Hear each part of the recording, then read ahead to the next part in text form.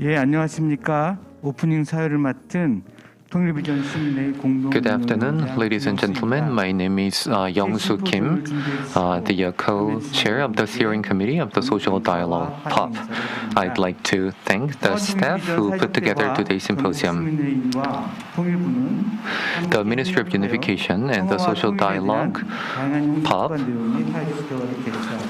have organized social dialogues on peace and unification of the Korean Peninsula and have developed the models of deliberation. As a result, we have successfully organized social dialogues with more than 6,000 people participating in the last 4 days and successfully adopted a draft national consensus unification. Today's symposium is an opportunity to discuss the process and significance of the social dialogue and peace and unification.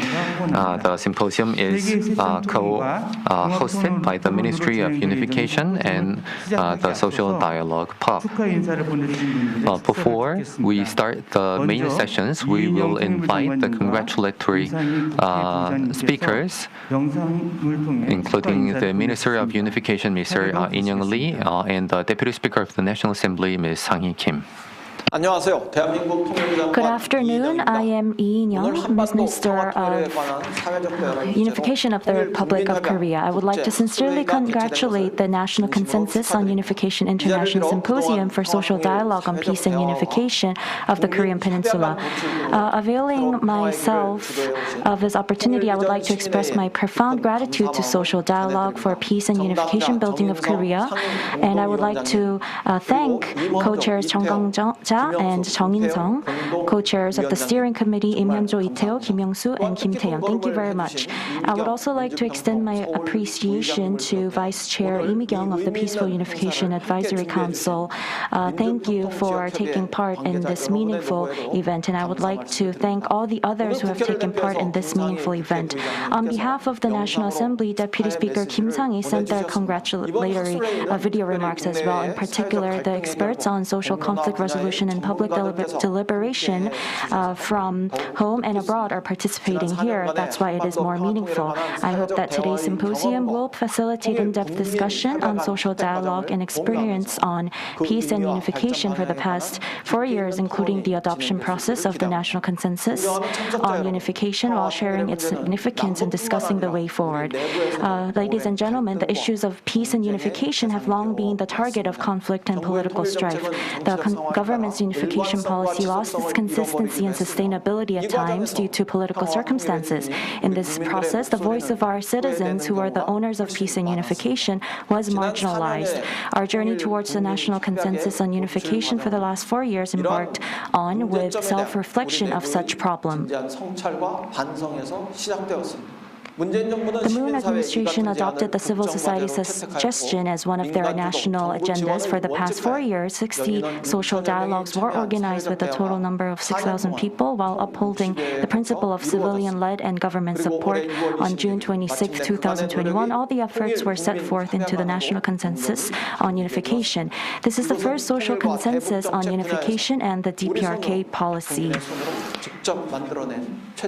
which was reached by our own hands. The footsteps toward the national consensus on unification were with new challenges and experiments for us. In every moment, people from all sorts of background and men and women of all ages were directly involved to establish policy by introducing and for the first time on the issues, as well as people who participate here today also say that the attention to the issues of peace and unification and confidence level of the DPRK policy have all increased more than before.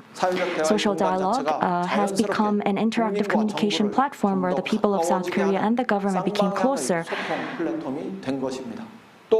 In addition, reaching the national consensus on unification, which transcends political party lines with all sorts of people, regardless of their gender, age, region, and their political consideration, provides immensely valuable and precious experience for all of us. Furthermore, the National Consensus on Unification, which was reached through social dialogue on peace and unification, was the most rigorous project among others conducted by the Ministry of Unification, which is civilian-led. In this process, despite numerous trials and errors, I believe that we're now making an exemplary case of the public-private governance together.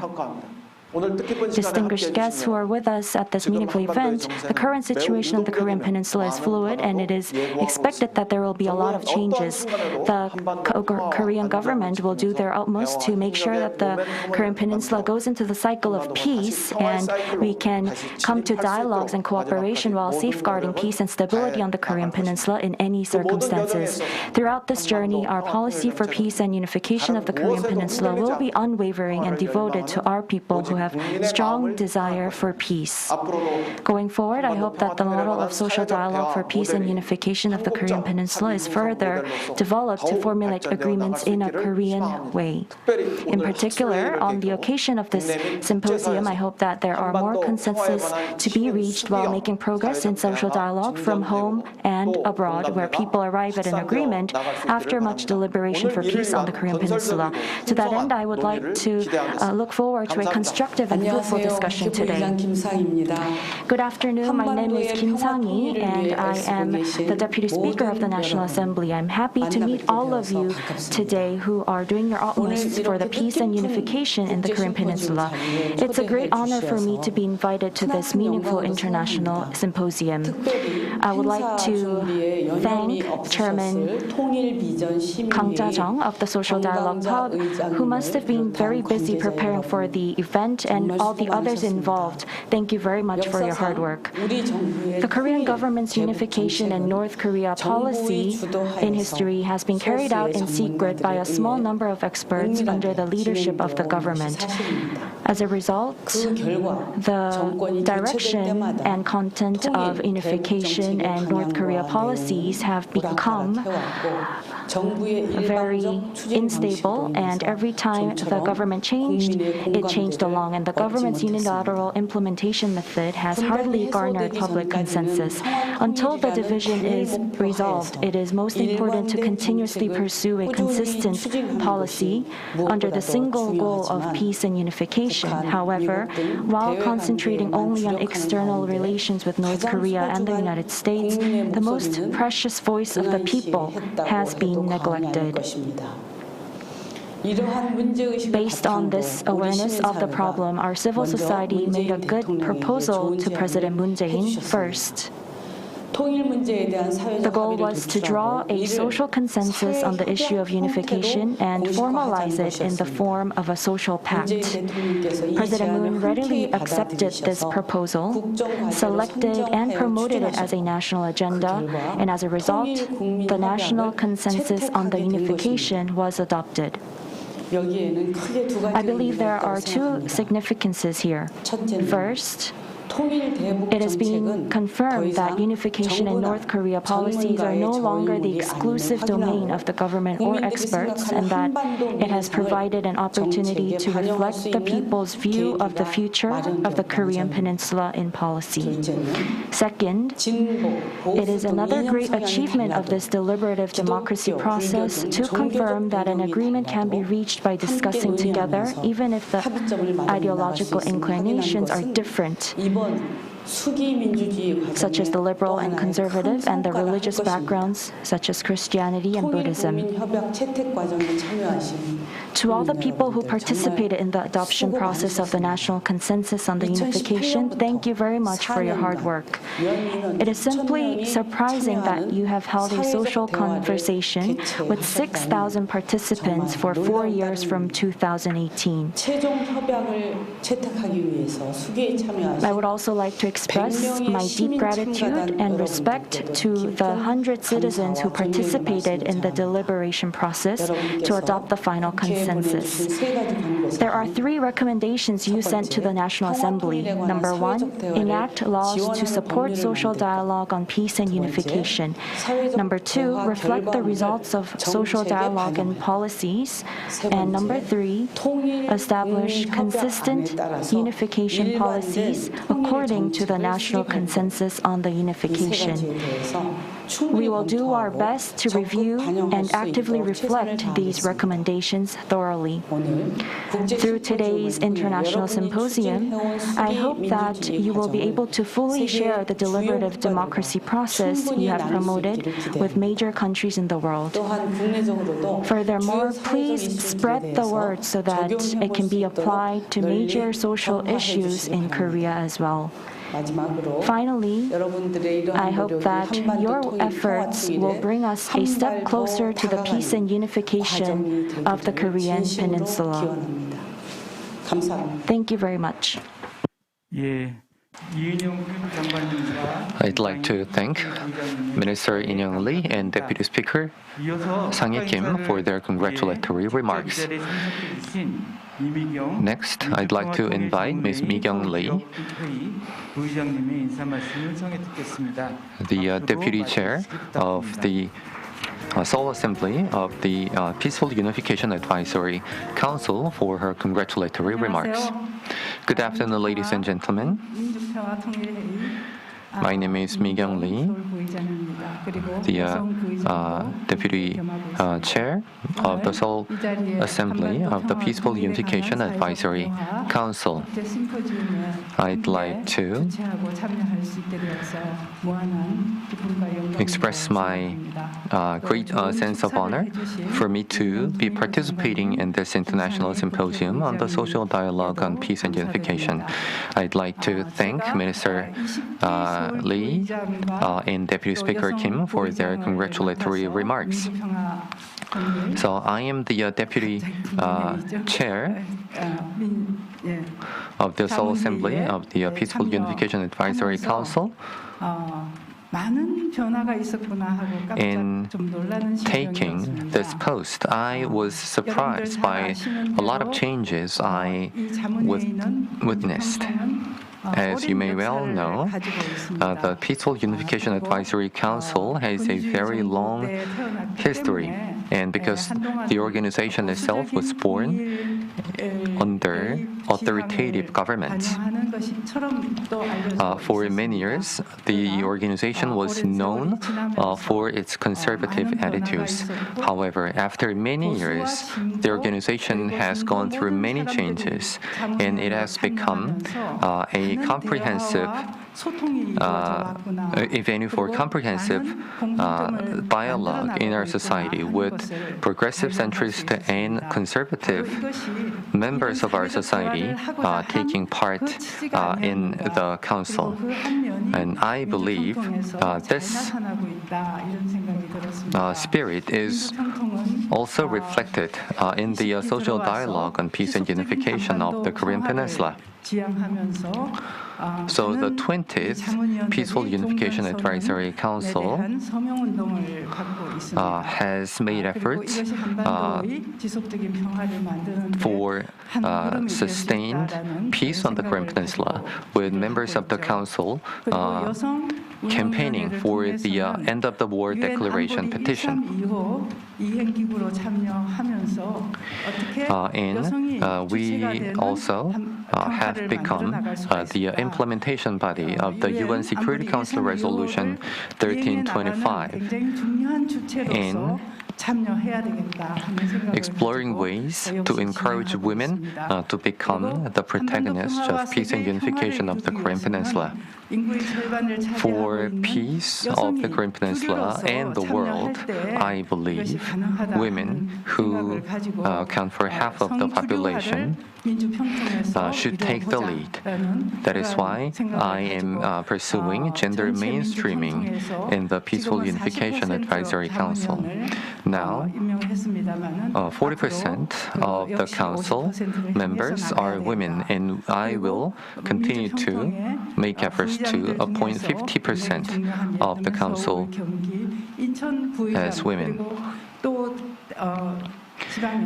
다른 부의장들이 여성으로서 임명을 받았습니다.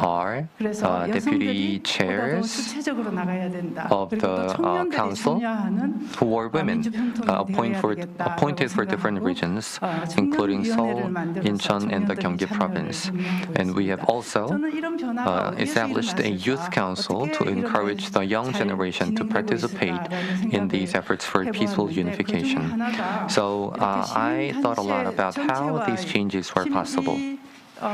One reason would be the cooperation we saw in this social dialogue on peace and unification, where the progressive, centrist, and conservative civic groups worked together in the last 4 years. So I believe that these efforts have been really significant, and I'd like to thank the social dialogue PUAC for organizing social dialogues. So permanent peace on the Korean Peninsula has been the wish of the Korean nation for the last 7 decades. I truly hope that we can show an example to the world of resolving conflict and establishing permanent peace. And I wish further development of the social dialogue and implementation of the draft national consensus on unification. Thank you very much for your remarks. To all the participants of this event, I would like to invite Mr. Insung, the standing co-chair of the Social Dialogue Pub. Please give him a big round of applause.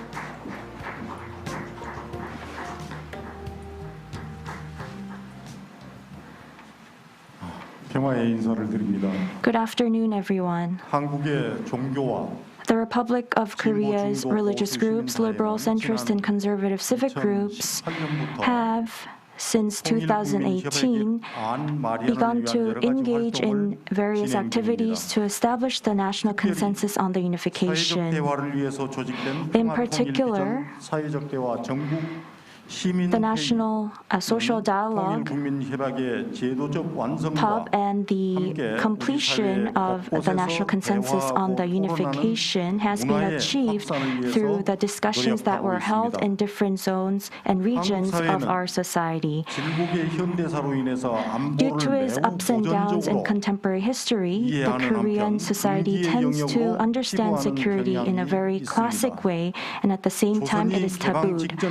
The reason Joseon Dynasty insisted in its national isolation policy before opening up could possibly be because it didn't know what decisions to make in the fast-changing international politics.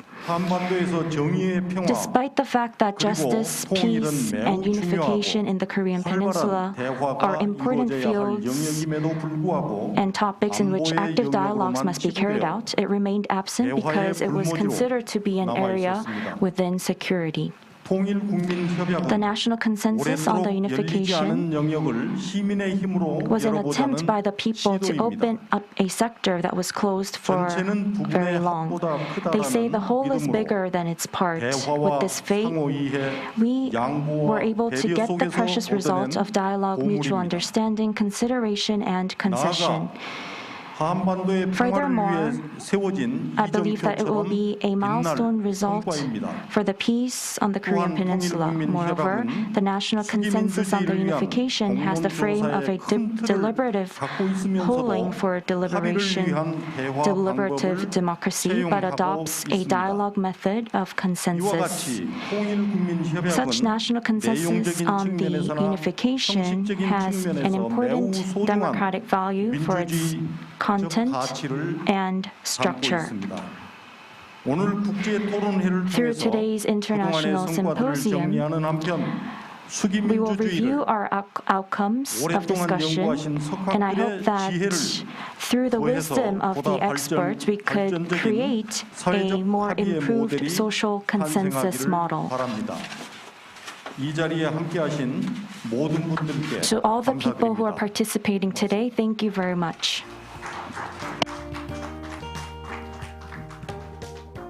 감사합니다. 이것으로 심포지엄 오프닝 Thank you 수를 very much. 마치고 지금 1시 So 20분입니다. this 3분 후 장례를 wraps up 정리한 후 the 1시 opening 23분에 ceremony of the symposium. We will take a couple of minutes for setting the stage and move on to session 1. Once again, I'd like to thank everyone for joining us.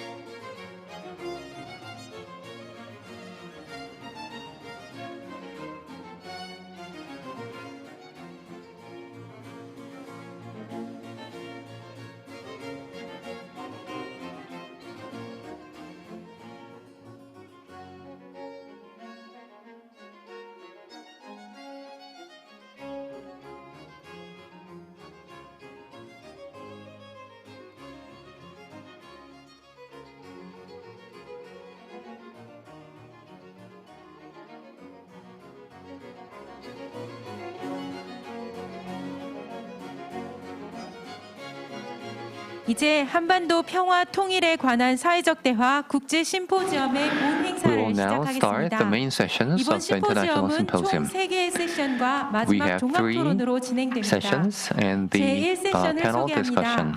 이번 세션의 주제는 We'll now 평화 start 통일 session 1. 사회적 대화의 The theme of the 추진 session 배경, is the 방법, background, method, 주체에 and 대한 subject 것으로 of the social dialogue on peace and 세성호 unification. 중앙대학교 교수님께서 The 자장을 moderator will be 맡아주시겠습니다. Professor Seongho Kim of Chung-Ang 이태호 University. 통일비전 시민회의 We'll listen 공동운영위원장께서 to 먼저 15분간 Mr. 발제를 Taeho Lee, 진행한 the 후 co-chair 정주진 of the 평화활동연구소 소장과 steering committee of the social dialogue PUAC will make a 15-minute presentation, and then Director Jujin and Mr. David Schecter will make 10-minute discussion each. After that, we'll have a 15-minute panel discussion. Those of you joining us online can post your comments or questions in the YouTube chat box. Your comments will be delivered to the panelists. Professor Seongho, please go ahead. Good afternoon, ladies and gentlemen. It's a great honor for me to be invited to this important symposium and moderating the session. So we'll discuss the background, method, and subject of the social dialogue. We have Mr. Taeho Lee, a co-chair of the steering committee of the Social Dialogue PUAC, for presentation. You have 15 minutes.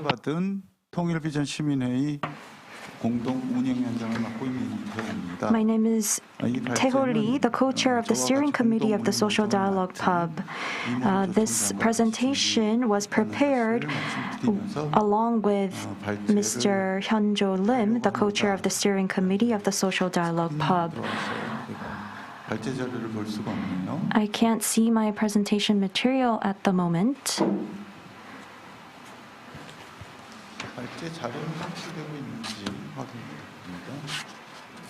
Can you please make sure my presentation is being displayed?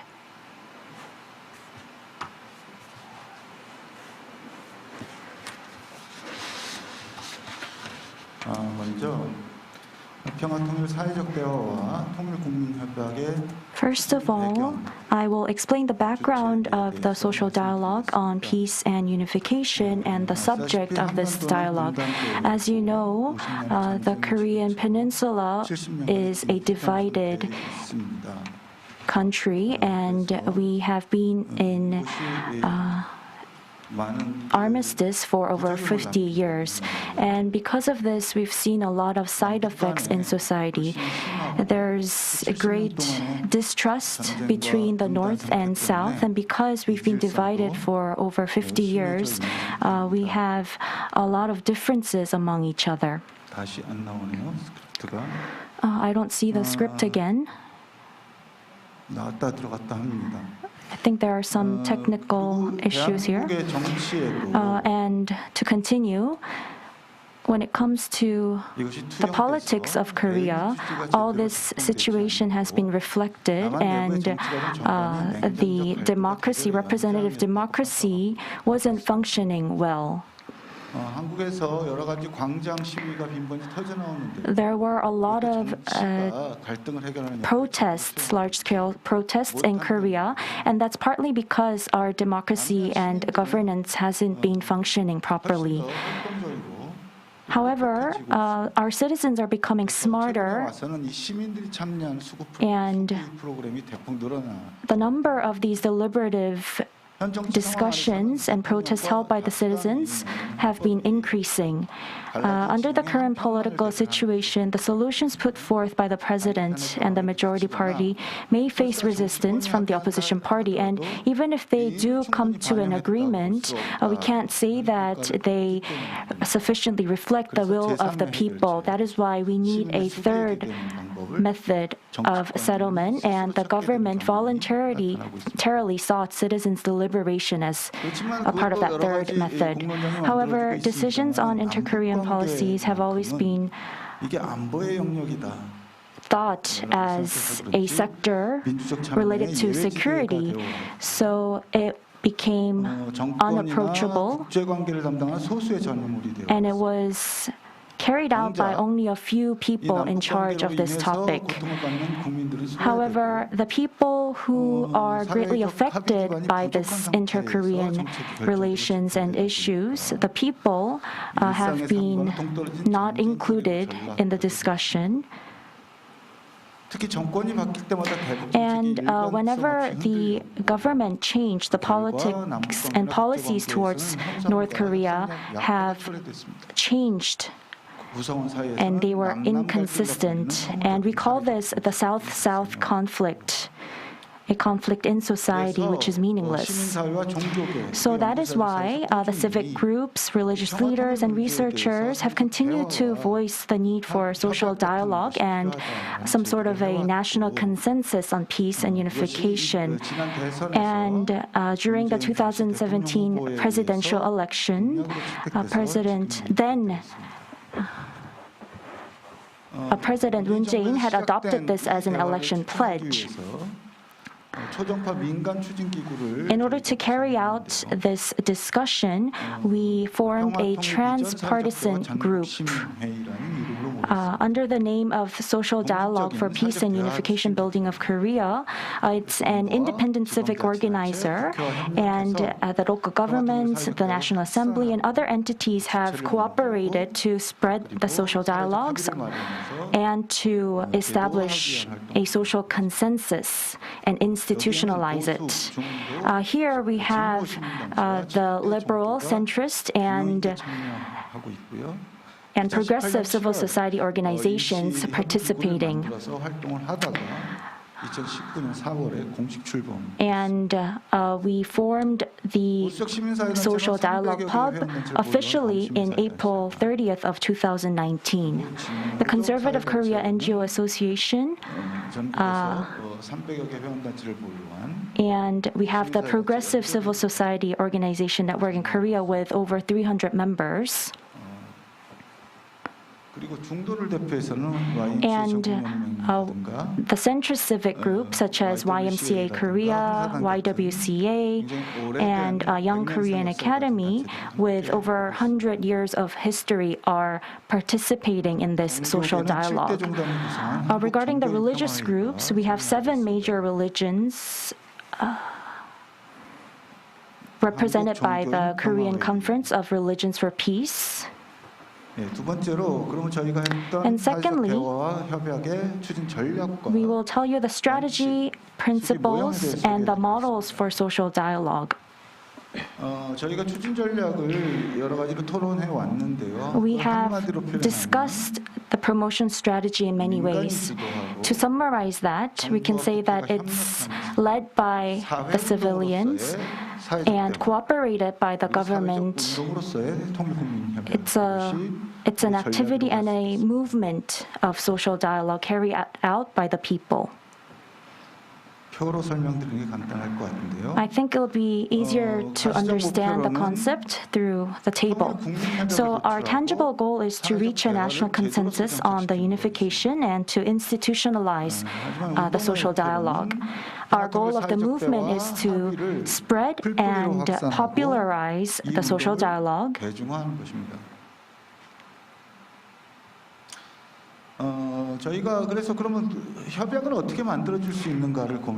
So we thought about how this social dialogue and national consensus could be established.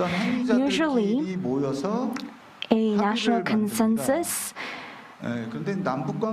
comes to an agreement through discussions with the people, and the subjects could all be just people and not many expert groups could be part of it. So we thought that making the participants mainly people from civil groups will be better. So what I mean is ordinary people participating in it will be better. And expert groups can take the role of planning and promoting these projects. And the administration and the government, instead of taking part in it, they could support the dialogue and come up with measures to ensure the sustainability of the dialogue. To this end, we need cooperation from the National Assembly. So we established a partnership by forming a transpartisan group in the National Assembly, and we called for the government to execute policies to express clear commitment and develop a plan for the social dialogue. So how should this consensus look like, And how should we achieve this? We've taken part in the discussion, but we thought that it shouldn't be a debate where there's a loser and a winner. So we adopted the method of agreement with the spirit of agree to disagree.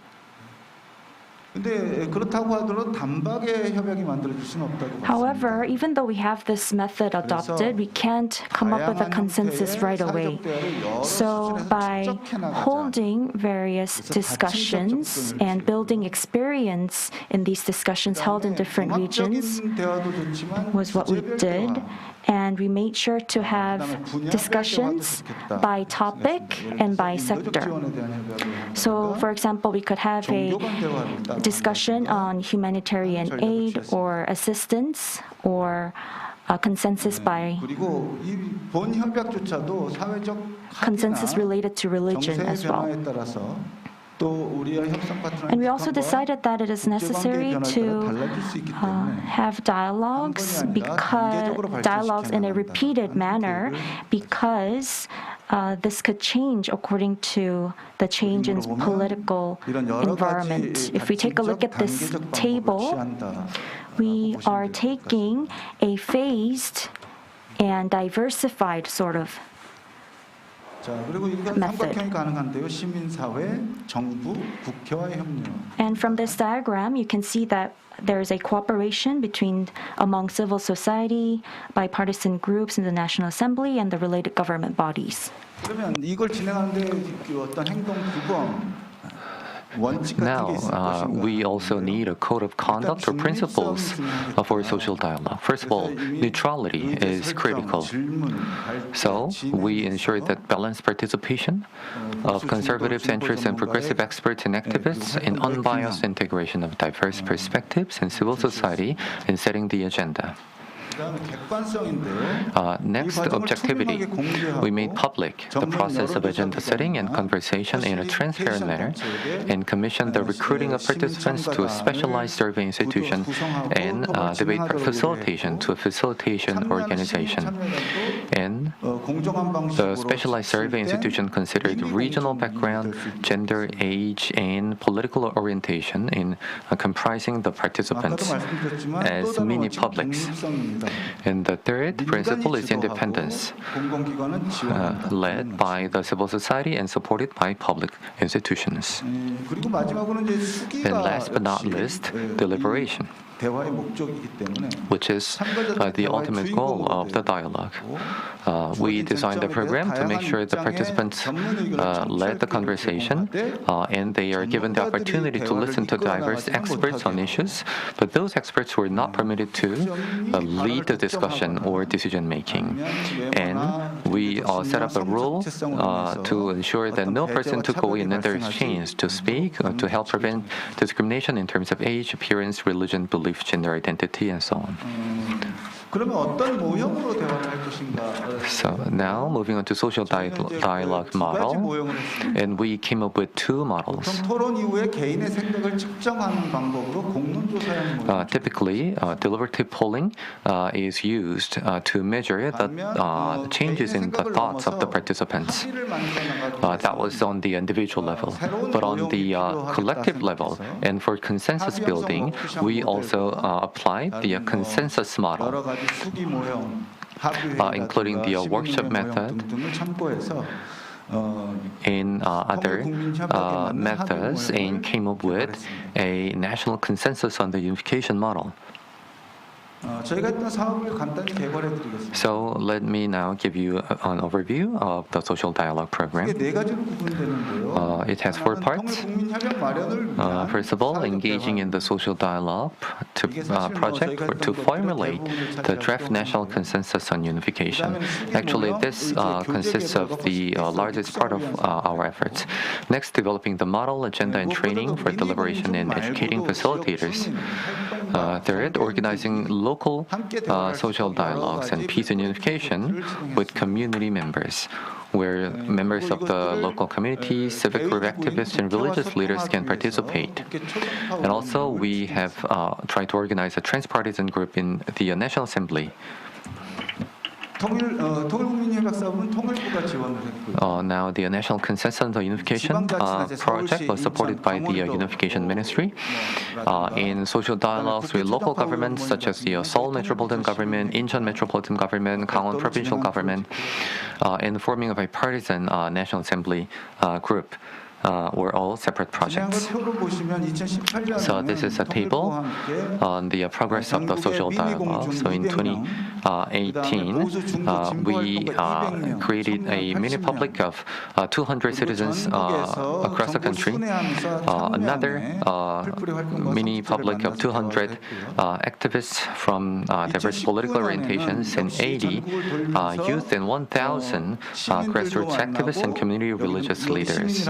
And in 2019, we also organized a mini public of 800 citizens and 1,200 grassroots activists and community religious leaders. And we organized a pilot dialogue focusing on humanitarian assistance to North Korea. So Seoul participated in this project. In 2020, Incheon and the Kangwon province also took part in the dialogue. And in 2020, we started in earnest the programs to reach a consensus on the national consensus on unification. And the workshops were organized from 2020 to 2021, and to develop topic and agenda. Activists picked out 12 issues by gathering additional opinions and published a discussion booklet summarizing the focus question, leading stance, the basis of the arguments, and related information and terminologies. Moving on, and we have also developed a textbook or a manual for the civic discussion, which was also published online. And this year, we have published a textbook for middle and high school students. And what's critical here is that we worked with the conservative Korea Federation of Teachers Associations and the Progressive Korea Teachers and Educational Workers Union. And once we have the textbook, it will be used freely regardless of the political orientation of the government. And thanks to the Seoul Metropolitan Government support, we have trained facilitators. So regarding the national consensus itself, much details will be discussed later, so I'll give you just an overview here. So in 2019, we focused on humanitarian assistance to North Korea in our pilot dialogue. And in this pilot dialogue, we complemented the voting in polling methods and moved on to the main dialogue. So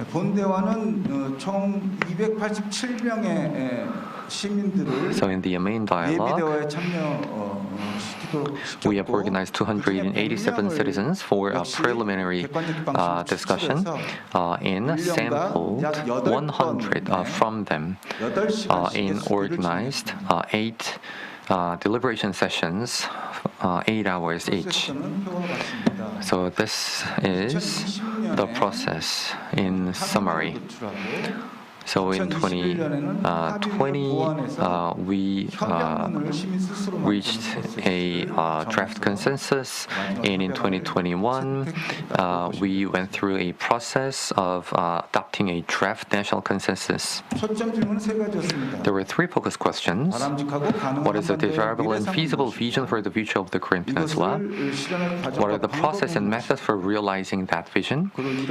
And how can the social dialogue and peace and unification be sustainable?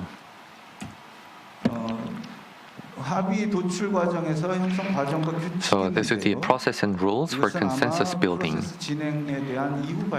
And I believe the details on this will be discussed more in detail in the later session. So I will just skip this table. Also in English here. 그래서 통일비전 시민회의와 시민 참여단은 So the social dialogue for dialogue PUAC and the participants adopted the draft national consensus on unification and the recommendations with a vote of 100 to 2. 채택했습니다.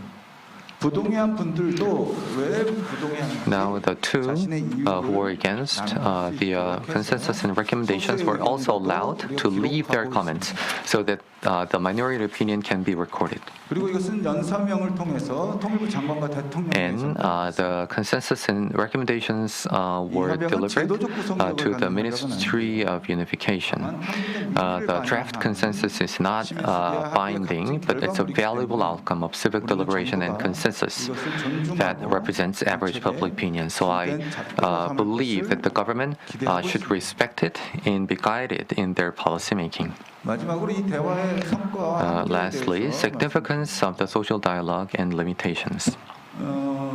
이 사업을 통해서 수구에 의한 시민 참여에 So 의한 the social dialogue program demonstrated that a national consensus on unification can be drafted actually through civic deliberation. And in the process, participants developed a better understanding of inter-Korean relations and felt a greater sense of satisfaction through participation and a stronger sense of confidence and ownership in getting involved in policy making. And above all, they influenced one another in conversations, and as a result, actually saw changes in their thinking, which is illustrated in our polling. In the last 4 years, we have established the model of deliberation, content, and transpartisan civic organizer for reaching social consensus on controversies about peace and unification, which has resulted in a national consensus on unification.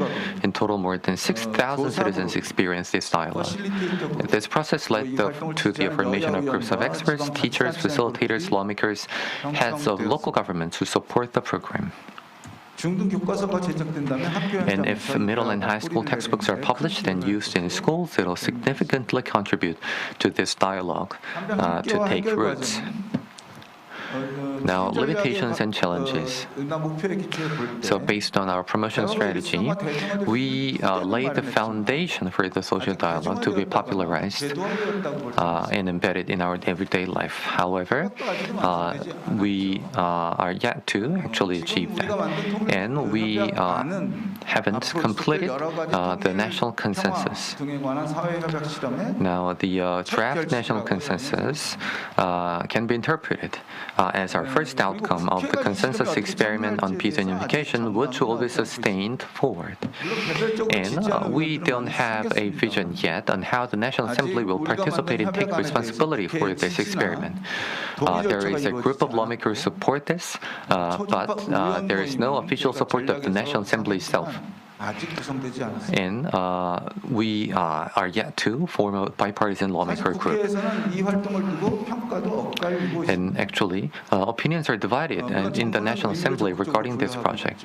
Now, the government believes that this has been significant. However, the opposition party still sees it as a sophisticated promotional method for the government policies. Excuse me?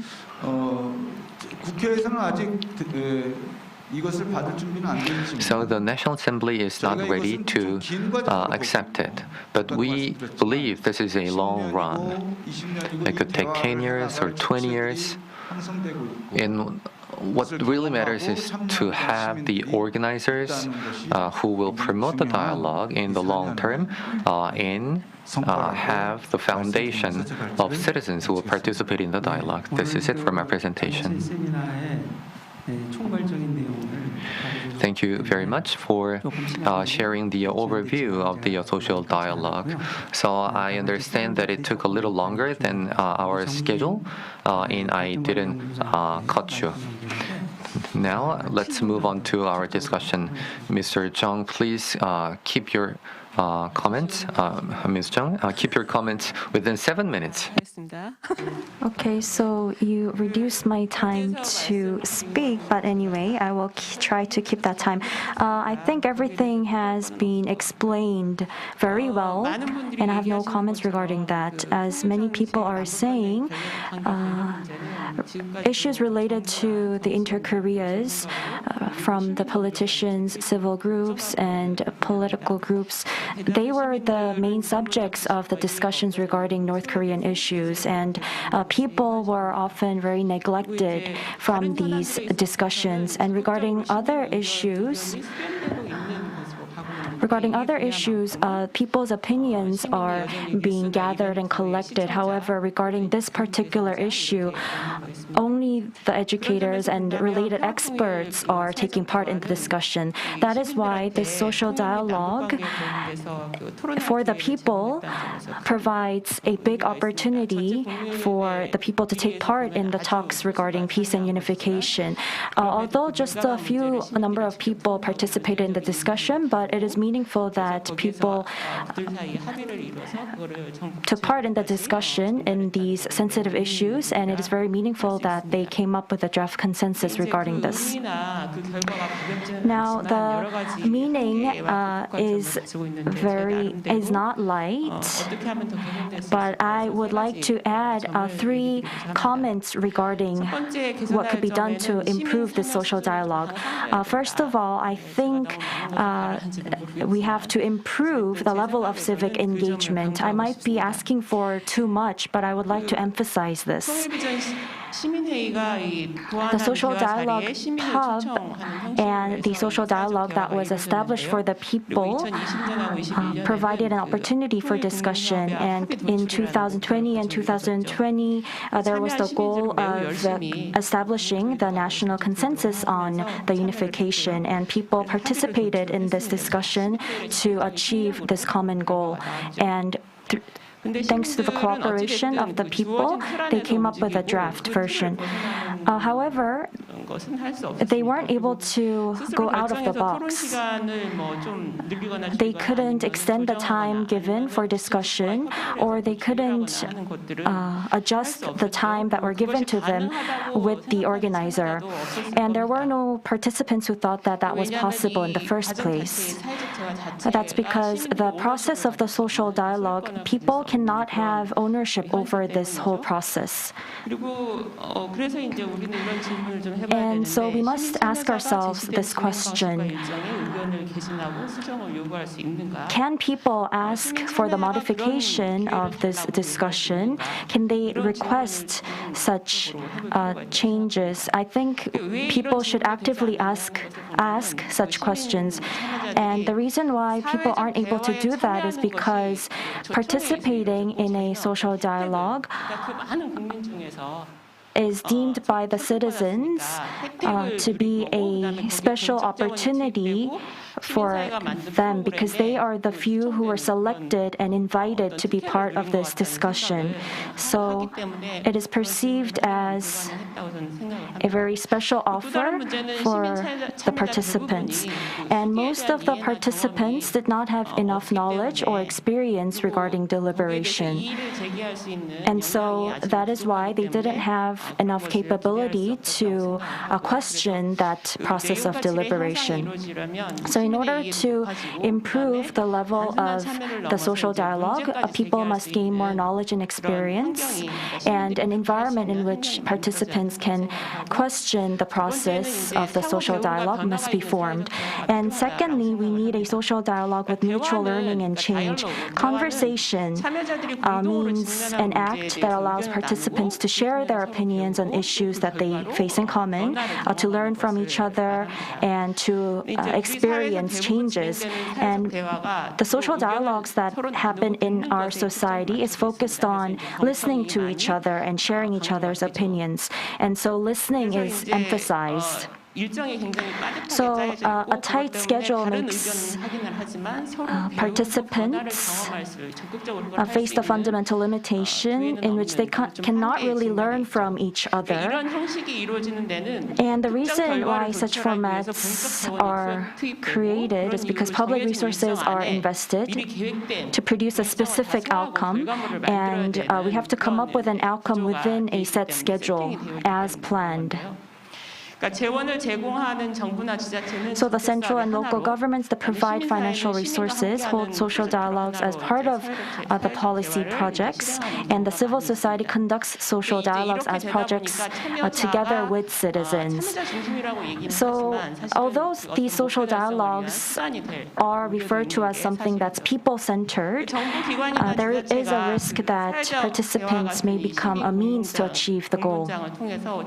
Now, governments and groups, they actually take advantage or use the participants to achieve their own goals. So because the focus is on the goal achievement, it's very difficult to raise the level of the social dialogues.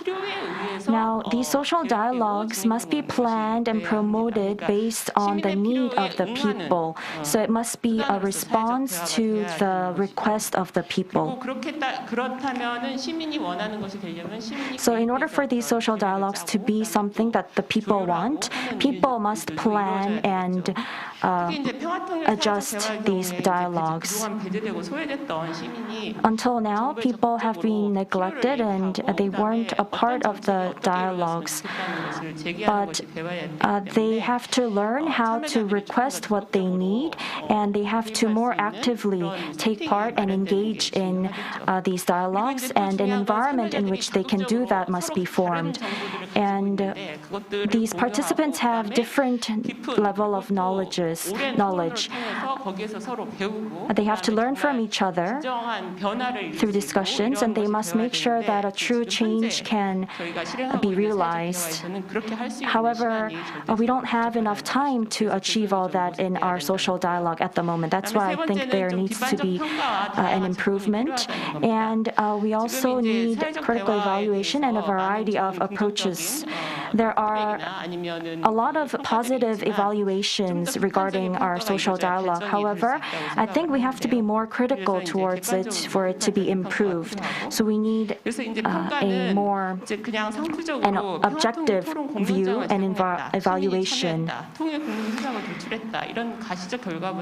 Instead of focusing on the visual outcomes, we have to focus on the rooms for improvement and other various topics instead of just focusing on one particular topic. And we have to view the dialogue and evaluate it from the view of the people. We, of course, do need the perspective of experts, but we also need data from the people through in-depth interviews. And the social dialogues mentioned in the presentation took place in large scale with hundreds of citizens participating in them. And the scope of the target area is also wide. But in order to ensure that these dialogues can be more flexible and creative for the participants, we need more small-scale dialogues, and to make them more dynamic, we must have more small-scale dialogues. And there are very complex issues and topics regarding the topic of North Korean issues, and we need time for the people to understand all these differences. So that is why we need more small-scale dialogues. If we have more small-scale dialogues, the participants can have a feeling of ownership over their dialogue, and they can be more creative when it comes to taking part in these discussions. And they need to have in-depth and continued dialogues regarding specific topics. So an example of that is that different civil groups and religious groups, they hold various social dialogues. They must hold social dialogues within their members and within the group members. So they must try this and experiment this and build experience upon their different experiments. So that is how we can make these social dialogues be a part of our daily lives. Thank you very much. Next, we will invite Mr. David Schecter, who's joining us online, the coordinator of Democracy R&D. Please keep your discussion within 7 to 8 minutes. My name is David Schecter, and I am the coordinator of the Democracy R&D Network. Democracy R&D is an international network of people working with deliberative democracy. We have members in 32 countries on 6 continents.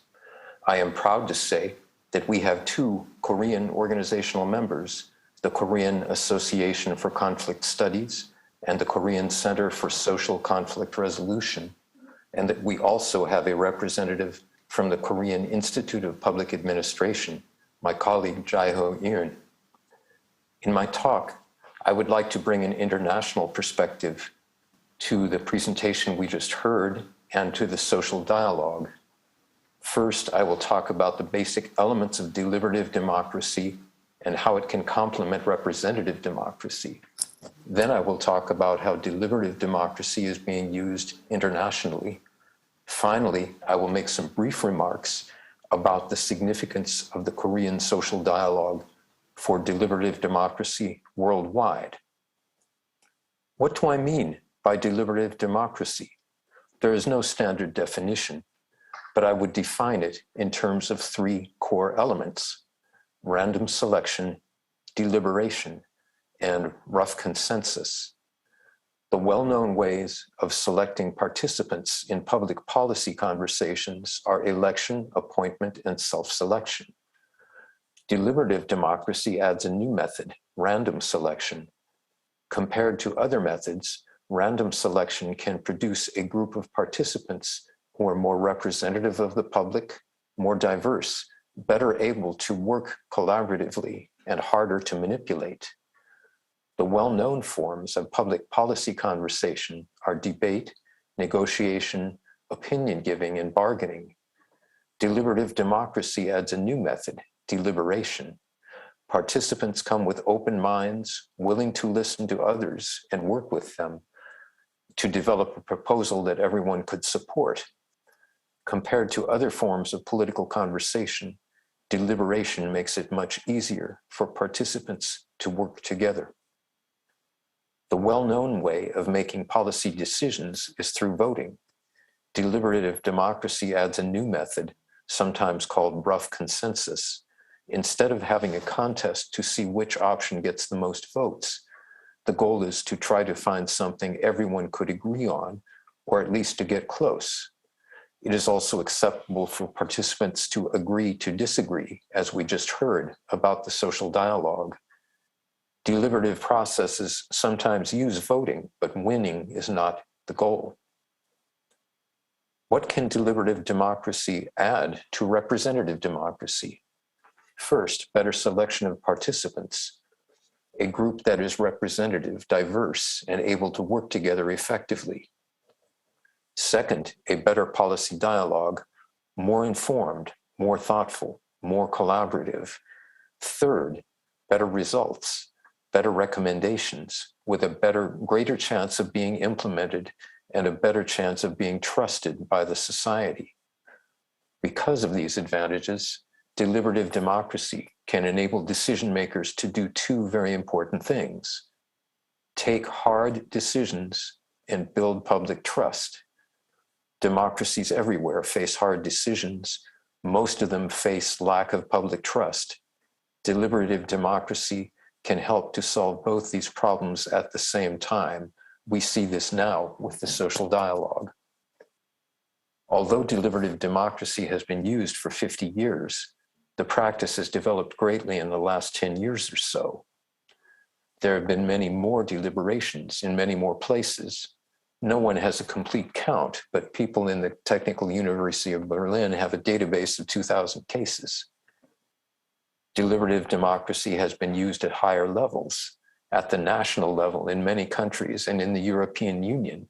There have even been multinational deliberations with more than 100 countries. Over the last years, deliberative democracy has been used to address much more difficult issues: same-sex marriage and abortion in Ireland, nuclear waste in Australia, political corruption in Mexico, climate change in many countries, and now reunification in Korea. The state of deliberation methodology has developed a great deal. There are excellent guidebooks available, and we are seeing the beginning of international standards. Most exciting from my perspective, there have been a number of cases where deliberative democracy has become institutionalized as a permanent part of democracy. In Toronto, in Madrid, in the Ostbelgian region of Belgium, in the state of Victoria in Australia, and most recently in Paris. There are projects underway to do similar things in Scotland, Brussels, Bogota, Colombia, 2 states in Nigeria, and Portland, USA. My understanding is that deliberative democracy is also part of the Korean national infrastructure for conflict resolution, and people in democracy R&D are eager to learn about that. From my perspective, the social dialogue on reunification is not only important within Korea, but also internationally, for 3 reasons. First, the issue of reunification is an unusually difficult one, probably more difficult than almost any other issue that has been the subject of public deliberation. Second, the dialogue has combined the depth of many public deliberation with the breadth of involving thousands of people in Korean society. People in many countries are trying to figure out how to do this, and we have a lot to learn from the reunification dialogue. Third, this dialogue is a multi-year effort. The most difficult issues in the world often need multi-year dialogues, but it is very hard to sustain them. The reunification dialogue is an outstanding example. In conclusion, I would like to congratulate Taeho Lee and Hunjo Lim on their excellent paper. I would also like to congratulate everyone involved in the social dialogue for a very important work. I hope that there can be more communication between people working on this dialogue in Korea and deliberative democracy people in other countries. I would like to thank the organizers of this symposium, and especially Jaeho Yoon, for inviting me to join you today. It has been an honor and a pleasure. 매우 감사합니다. 네, 감사합니다. 아주 적절하게 또 이렇게. Thank you very much for the discussion. 남은 시간이 한 4, 5분. So we have about 4 to 5 minutes left for the session. 발제와 토론이 있었는데 앞으로 이 So there's been great presentation and great discussion. 국민적 관심이 And 사람들은 뭐 이해하고 알지만 앞으로 이걸 사회적으로 어떻게 확산할 I hope we can talk a little bit about how to spread the social dialogue and win the public's support so that we can sustain the social dialogue on peace and unification. And also we can talk about ways to work with international organizations and other countries such as the UN in spreading, in organizing social dialogue like this. So will the presenter comment on these questions from me? 네, 좋은 토론 감사드립니다. Thank you very much for the fruitful discussion. 정주진 박사님 First of all, 해주신 것 중에 이 Dr. Jujin mentioned that we need 하는 거에 적극 동의하고요. a more objective and critical evaluation of the dialogue. And we must have an environment in which the people can take ownership over the dialogue. They must be able to extend or adjust the time of the discussions. And regarding this, I agree that we need to improve those parts in our program. Because of the COVID-19 pandemic and because the discussions were held during the pandemic, we had to think a lot about how to hold this program, and we went through a lot of trials and errors. We were together for about 8 days. It would have been better if the people could have discussed more and if we could have used the proposals given by the people. We did have enough time to do all that. However, we weren't able to make the actual time for that because of the trials and errors that we experienced throughout the process. So from now on, we will take into consideration these room for improvement, and we will reflect that to our program's model. And we went through or engaged in in-depth, small-scale discussions, and it's important to continue to hold small-scale discussions. We emphasize the importance of this. Even if we have representative people taking part in these discussions, if we don't have the discussions in all parts of the country, we can't really reach a true consensus. So, as I have shown you in my presentation, there was a timetable of the procedure. We were in different regions, engaging in different discussions, and in order to spread that, we published small booklets, and we also are in the process of developing textbooks for middle schools and high schools. And once again, because of the coronavirus, we weren't able to meet in person or face-to-face. And discussing online and holding programs online were difficult for us. We didn't have enough capability to carry those out more successfully, and there was a delay. And as Dr. Chung had said, nevertheless, we did not give up on continuing the program. And in schools, in villages, communities, we will make sure that these discussions can continuously be held. To add,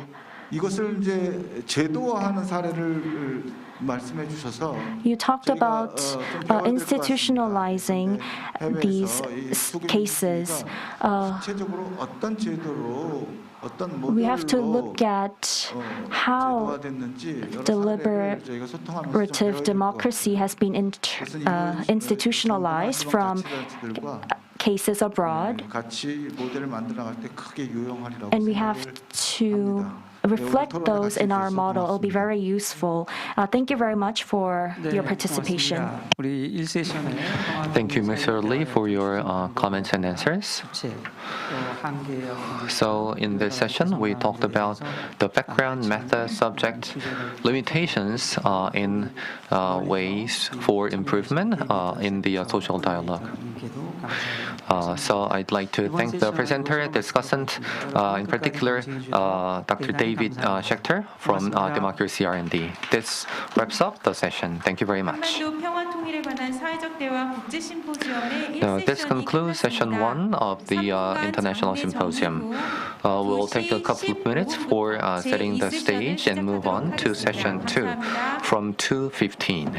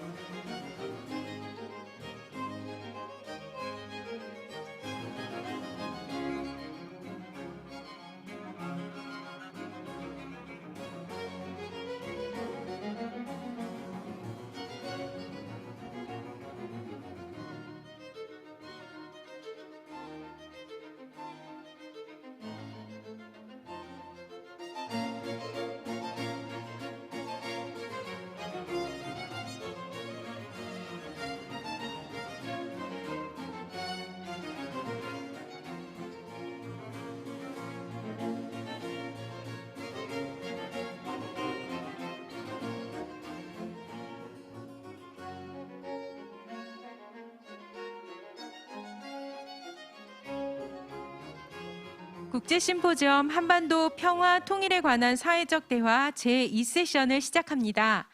이번 세션은 평화 통일 사회적 대화의 과정과 수기 효과에 대한 Now we will begin session 2 of the International Symposium. The topic is the process of social dialogues on peace and unification and its deliberation effects. The moderator is Kim Taehyun Kim, the co-chair of the steering committee of Social Dialogue Pub, and we will have Mr. Chunseok Kim, the executive manager Hanko Research, talking for 15 minutes, giving his presentation, and we will have Tatsuro Sakano, the co-founder of Japan Research Forum on Mini Publics, giving his opinion for 10 minutes, and Mr. Kangwon Lee also giving his presentation for 10 minutes. For those who are participating online regarding any questions regarding the discussions, you can use the chat room to ask your questions and we will respond to them later. Good afternoon. I'm the co-chair of the steering committee, and we will discuss on the process of social dialogues on peace and unification and its deliberation effects. Please start your presentation. Thank you very much. Good afternoon. I'm Chunseok Kim from Hankook Research. So I'll talk about the process of the dialogue and the deliberation effect. So I will first talk about the process and then about the effect. So we have already discussed the necessity of a national consensus on unification in the previous session. So basically, the civil society proposed such a program to President Moon in the presidential campaign, and he made sure that the Ministry of Unification supports the program. The main civic organizer was the Social Dialogue for Peace and Unification Building of Korea, or Social Dialogue POP, that consists of conservative, moderate, and progressive civic groups and religious communities.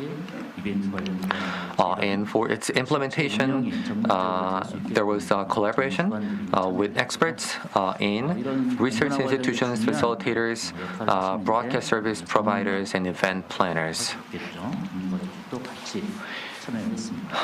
In particular, the experts organized a gender committee to facilitate the process.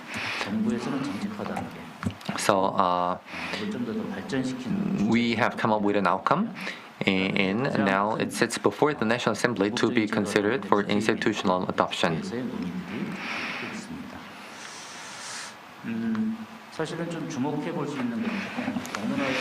And what's noteworthy here is the publishing of the booklet, which is one of the critical evaluation criteria in the deliberation project. And I believe in that sense, the social dialogue was excellent in coming up with a comprehensive booklet that records the entire process. This is the evaluation of many experts. And I believe this record keeping supplemented the deliberation for the entire process. So it was a multi-year effort that started in 2018.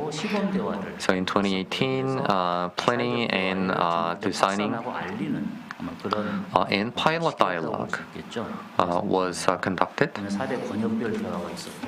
So in 2018, there were discussions in the 4 regions across the country, and civic group discussion in 17 cities were organized, and there was also discussion among future generations. So these programs focused on the spread of the social dialogue in this country. And in 2019, we moved on to experiments to reach a consensus. So there were regional dialogue and comprehensive discussion to reach a consensus. And what was surprising at that time was that we tried to reach a unanimous consensus to adopt a national consensus. And we were not sure about whether this would be possible because the participants are not experts but ordinary citizens. And can we really reach a unanimous decision with everyone supporting the outcome? So this was a question that we asked ourselves.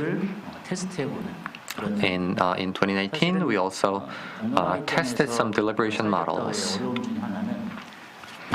And one of the challenges in this social dialogue was that we didn't have a model established completely before starting the social dialogue. We have developed the different models as we go until 2019. And in 2020 and 2021, we focused on the discussion on the draft national consensus. Thanks to the trials and errors, we have successfully encouraged citizens to be at the center of the discussion instead of civic group activists.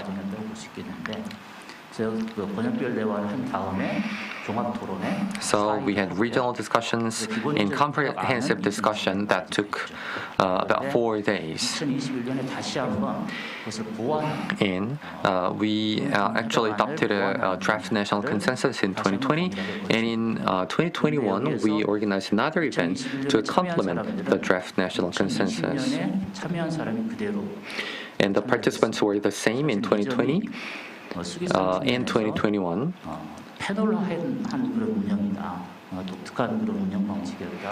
so I believe this is a unique way of deliberation with the same panel. And from 2021, we started to share the outcome of the dialogue publicly and make efforts for institutionalization. So we can divide the entire process into 4 phases: planning, a pilot dialogue, experimental negotiations, and preparation of the draft national consensus. And throughout these phases, I believe we have seen a lot of progress.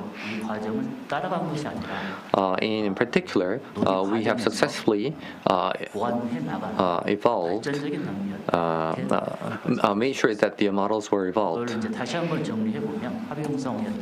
So to summarize the phases in terms of the consensus building, in 2018, we understood differences. In 2019, we bridged disagreements. And in 2020 and 2021, we came to a consensus. So let's talk about representativeness. So I believe diversity is a core element of representativeness. In that context, the social dialogue was quite highly representative of the people because there were Koreans living here and abroad. There were civic activists, religious leaders, and so on. And the participants had diversity in terms of regional background, gender, age, and so on. And the regional representation was also made sure with 4 regional discussions in the participants in the regional discussions were sampled for national comprehensive discussions. So there was a 2-step sampling. And a core element here was a political orientation, which was also considered the fair manner. So the year 2020 and 2021 were key in this dialogue. So let's take a deeper look. So in 2020, there were regional discussions that selected 2 topics for discussion. And there was the national or combined discussion that selected 3 topics and 63 phrases. And in 2021, there was a complementary event to improve the draft national consensus by selecting the wording for a draft in proposal of recommendation. 그렇게 보면 사실은 협약안을 도출하는 그런 날짜를 보면 So when we take a look at the days that was spent for reaching a consensus, in 2020, there were 4 sessions per single day, and in the comprehensive discussion, there were 4 days spent, and in 2021, 5 days were spent in total. And as explained, it was not deliberative polling, and rather consensus building. And this requires much more time. So we can never say that the 8 days in total were adequate. I believe we can discuss how to improve this, allotting more time for consensus building. So this is the summary of the process of extracting a draft. So it starts with exchanging information and then consensus within subgroups or groups.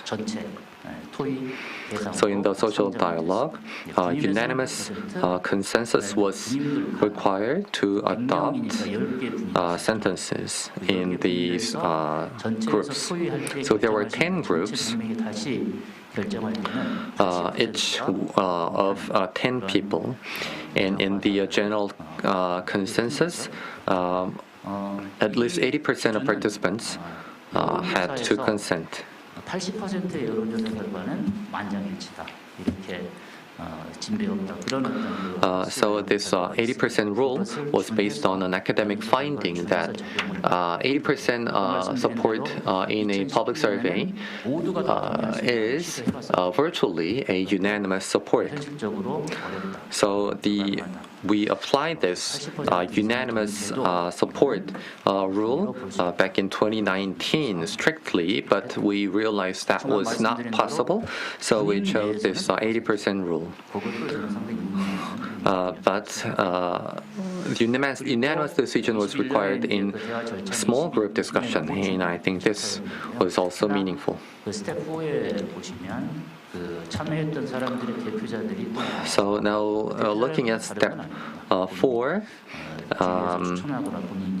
the representatives of groups came together to actually choose a wording for the draft national consensus.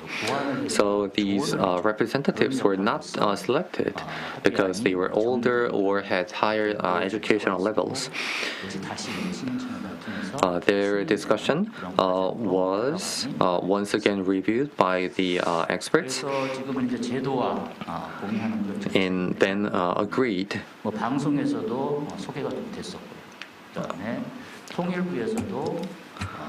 So with the draft national consensus, now we are creating and we are now publicly sharing it.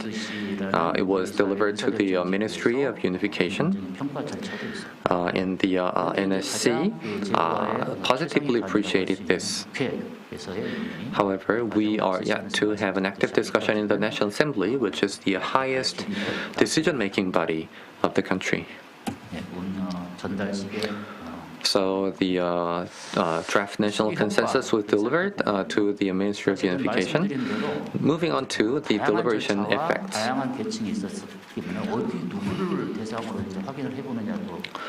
So it's important that we design this measuring of the effect, because there were many steps over many years, and this polling was conducted for the participants in 2020 and 2021. 2020년에 처음 참여한 권역별대회에 참여했고, 그다음에 종합대회에 참여한 이분들의 So we wanted to see whether there was any change in the thoughts of the participants between 2020 and 2021. So the necessity of a draft national consensus. In the first discussion, about 53% agreed, strongly agreed. But after the fourth discussion, more than 74% strongly agreed. And there were reasons for a national consensus chosen by the participants. And creating North Korean policy that is consistent regardless of change of government was the top answer.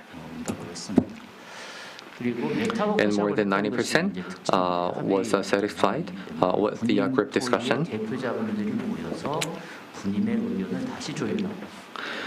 And also, more than 90% were satisfied with the meta workshop, where the representatives of the small groups came together to come up with a comprehensive draft.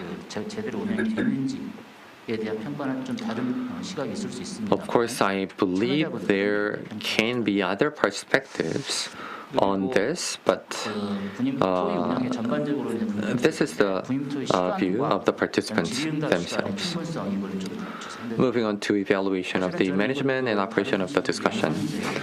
So I believe the enthusiasm and the respect of other participants' opinions show high level of satisfaction, but that's not really the case for the total time for group discussion and expert Q&A. So on the first point, we definitely need more time for group discussion. But as for expert Q&A, we intentionally kept it short because we wanted the participants to lead the discussion. And the expert Q&A was also conducted after the live Q&A in written forms.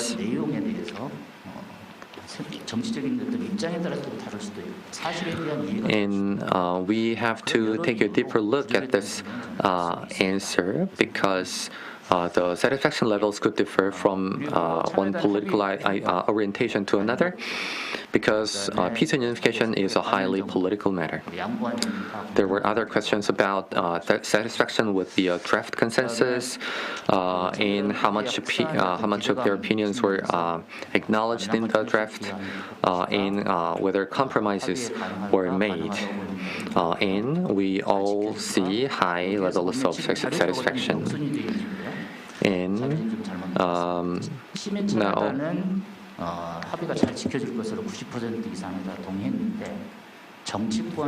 on the right, you see this question: will the following groups abide by the draft national consensus?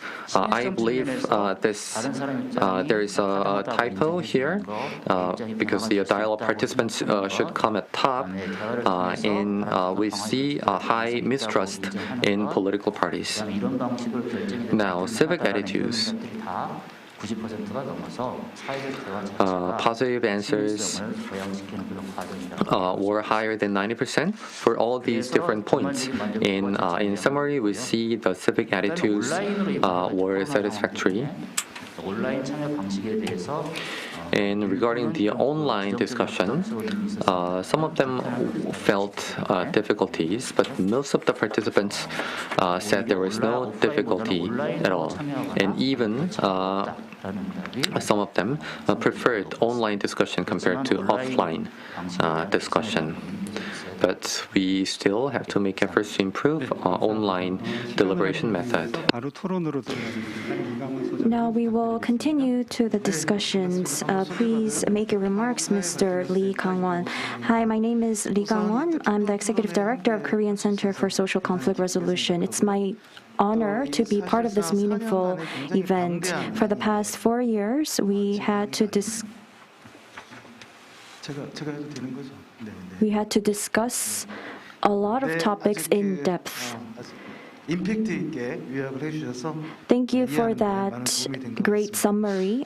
It really helped me to understand the 4 years of this process. Now, the social dialogue has a significance. Well, I'll talk about the significance of the social dialogue, and secondly, I will talk about the effectiveness of the deliberation, and thirdly, I will talk about the prerequisites for a successful deliberation. 공유해보고 싶은 것들을 말씀드립니다. These are the 3 things that I would like to share. First of all, regarding the significance of the social dialogue on peace and unification, I believe that the most important thing regarding the peace and unification issue is it's a representative case of an ideological conflict in Korean society. So we have to build consensus among members of Korean society. It's a topic that we must build social dialogue and consensus on. So the social dialogue, consensus, and discussion is a very suitable form for this issue. We don't have to go through consensus building for all topics, but regarding North Korean issues and inter-Korean issues, I think consensus building dialogue is very important. And secondly, we must make sure that this deliberation isn't something that happens once, but we must continue it. It was achieved through 4 years of deliberation. And I believe that there's a completion of the deliberation structure. And thirdly, many people took part in the discussion. What I think is most important is in this field of peace and unification, we must have the people who voiced their opinions a lot until now, people such as the conservative, centrist, and liberal civil society organizations, and randomly selected ordinary people. They created and established the consensus altogether, and that is why this is more significant. And lastly, we were able to reach a consensus, obtaining consent from at least 80% of all the participants. A national consensus, a consensus usually needs complete consent. And if you take a look at the level of consent, there were 80% of participants said they strongly agree or agree. And this included, usually a consensus includes not just the strongly agree and agree, but also moderately agree or choose not to select. But we discussed based on this scale, and despite that, we were able to come up with an outcome of deriving a draft national consensus of peace and unification. Next, we will move on to the review of the effectiveness of the deliberation on the social dialogue. We didn't have much information, but as the presenter said, regarding 2020 and 2021, I realized a few things. So first of all, proper deliberation in the collective decision-making process has the effects of 3 things. First, we can achieve preference formation, and we can also look at whether conversion of preference has been achieved, and we have to make sure and see if preference convergence has been achieved through deliberation. So in that sense, regarding preference formation, as a result of the citizen panel in 2021, 95.3% of the participants agreed on the necessity of the deliberation, and we weren't able to look at specific data regarding this, but we assume that the participants well formed their preferences based on evidence through deliberation. We believe that deliberation was made once again based on evidence. Next is the preference convergence. So through the working group, 80%, and based on the 80% rule, we were able to derive a consensus based on that consensus principle. And thirdly, preference change. Regarding this, if you take a look at the result of the 2021 deliberation, almost 100% of the participants believe that the other's position had validity, and I believe that we can say that there was position change based on this data. However, it's regrettable that there's no data specifically confirm whether or not preference is converted from their position. So we have to see if their stances, individuals' stances, has been changed. That's what is very important. However, it's regrettable that we can't see if there was a change in stance of the individuals based on specific data. It would be good if we could take a look at specific data related to this. So, regarding the issues, we have to see if people who were conservative, centralist, or progressive saw some changes in their stances. Now, lastly, I would like to add a few opinions on the whole social dialogue. I think we need some prerequisites to make this deliberation successful. So, experiencing this deliberation on site, I felt that the quality of information is very important. Now, people select either pros or cons or a single answer, but a structure in which we go through consensus, that is what we need and is more important, and we have to see if the information is accurate, balanced, and comprehensive.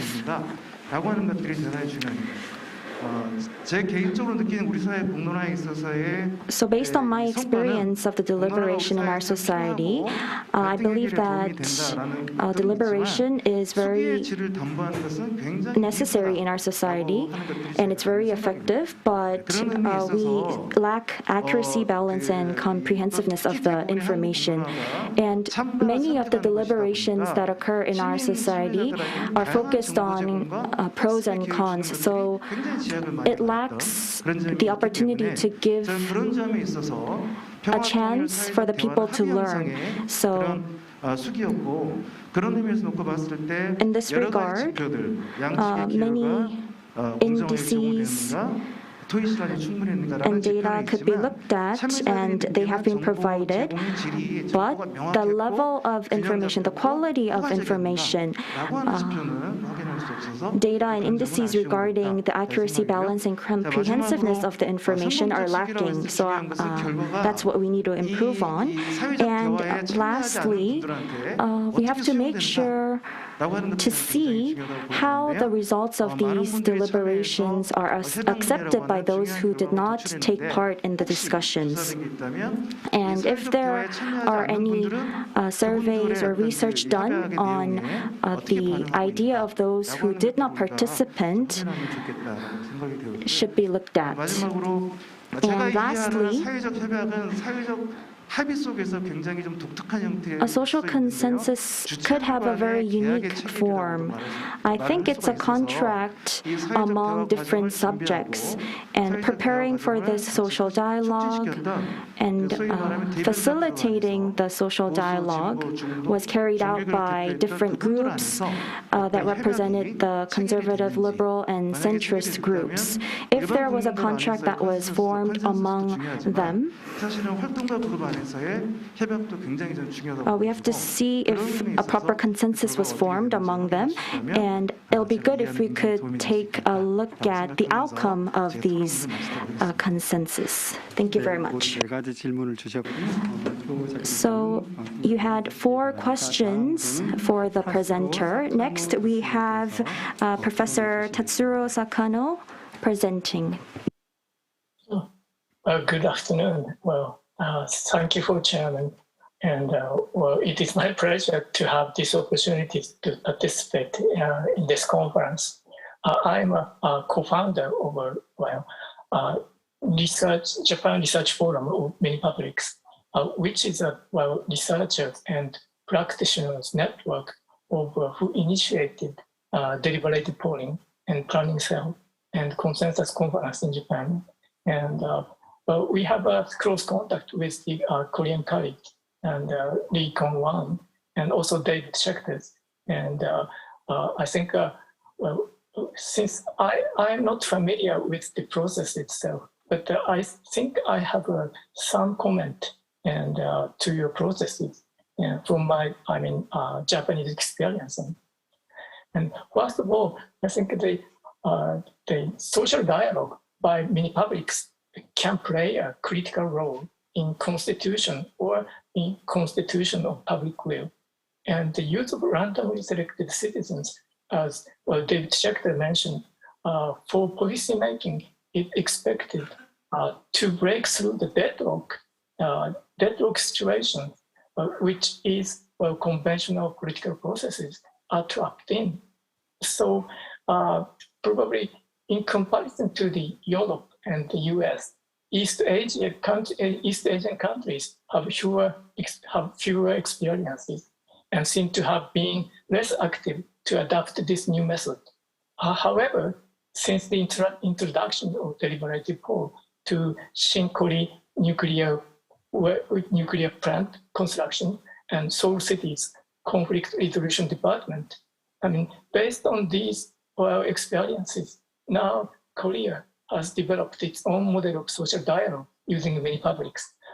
I would like to congratulate this achievement first. And democratic form of governance depend on each political culture. So as a country in East Asia, we can learn a lot from your project, and which showed how many publics can and should take part in agenda settings and achieve consensus. I think inclusiveness and neutrality are the important characteristics of legitimacy of democratic process, and the possibility of political maneuvering by dominant group or parties may damage the credibility of public will formation, even when the randomly selection of people and the deliberation process are operated properly by third parties. If agenda setting is perceived as one-sided, then. So to avoid this problem, agenda setting by many publics is one solution.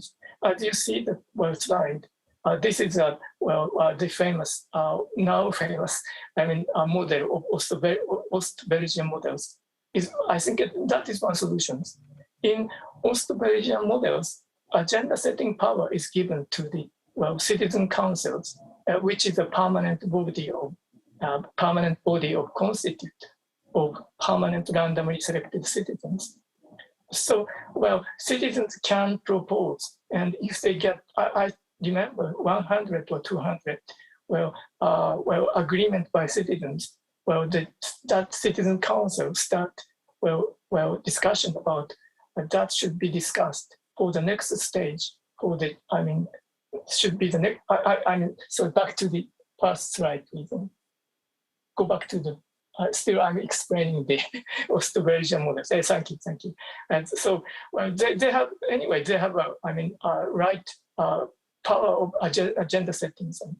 And also, second model will be, there is some rules, and they can use, petitions.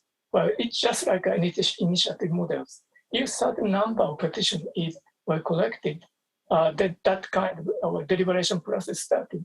And these two are probably typical way of how many publics, well, agenda settings by citizens, initiated by citizens, can be, protected, guaranteed.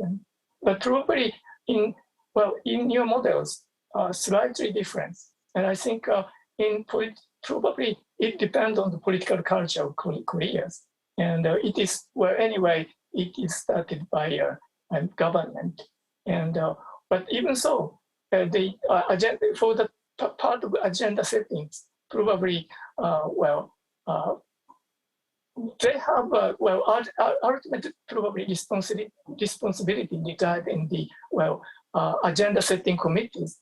But even so, many publics has played an active role in agenda settings, and so I think for the success of this kind of process, I assume that the success depends on the consensus about the framework of the social dialogue process itself, and among various stakeholders, and which is supposed to be made during the preparation period.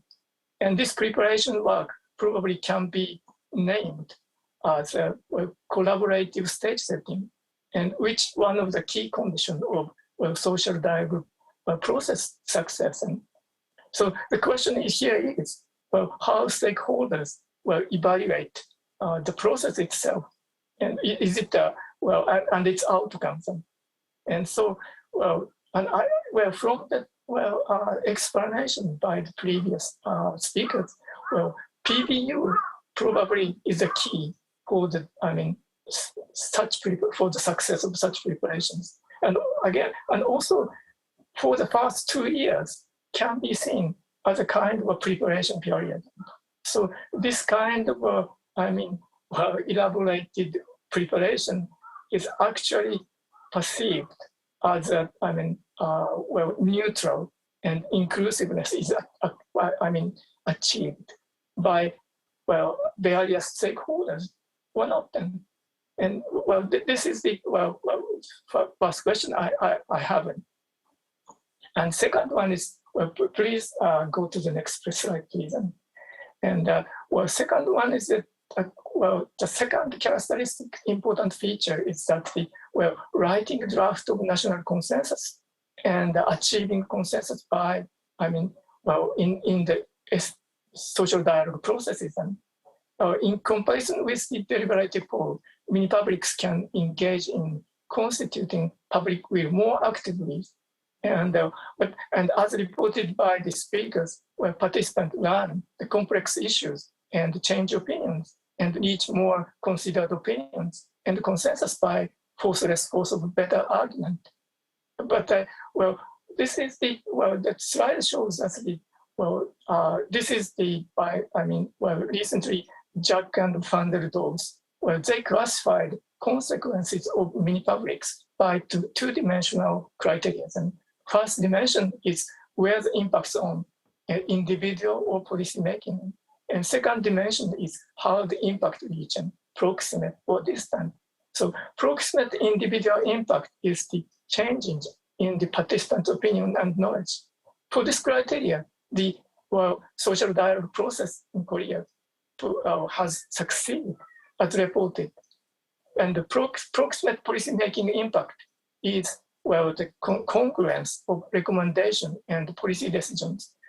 Also the recommendation is not, legally binding. The government seems to respect the outcome by the citizen. So I think it's also successful. But how about distant impact? And distant individual impact include to what extent can many publics truly produce better citizens?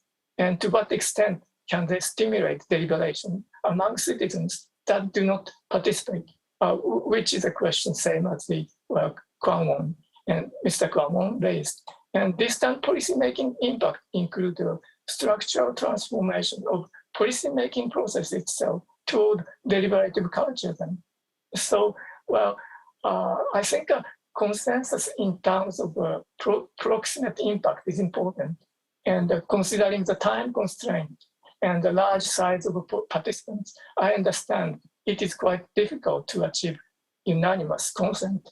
and 80% cut-off rate might be necessary. But is it proper to cut minorities' opinion from the outcomes?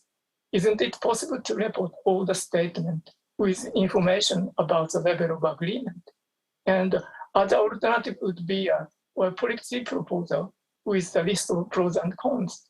And I am not in the right position to evaluate, finalize national consensus. Well, since I did not have a chance to see it, but I just wonder if there any possibility to make public, the additional information which stimulate public deliberation among citizens that do not participate.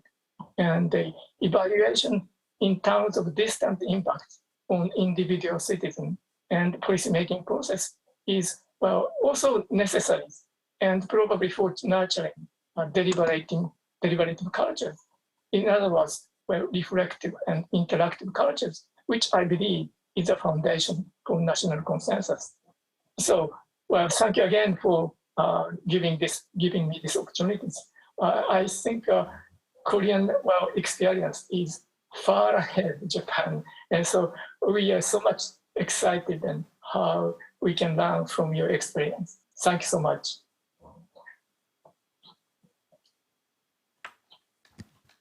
네, 감사드립니다.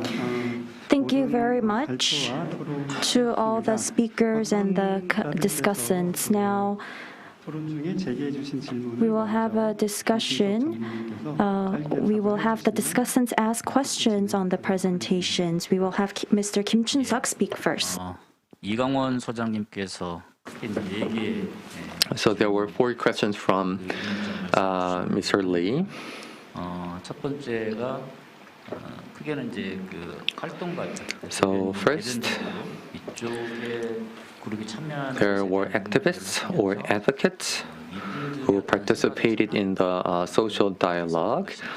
In whether the question was whether they also experienced any change in their thoughts. And there was also a question about whether the political orientation played any role in the changes in their thoughts. So I think due to time constraint, I couldn't deal with these aspects in detail in my presentation, although some of the points are mentioned in the long paper in the booklet. So let's talk about the change in preferences. Actually, it was difficult to see that clearly in 2020, but it was possible for the participants of 2018. It's because in 2020 we really focused on drafting the national consensus itself, but in 2018 the social dialogues had an effect in changing of participants' preferences and thoughts. And what was also surprising to me was that the activists of civic groups actually experienced changes in their thoughts. And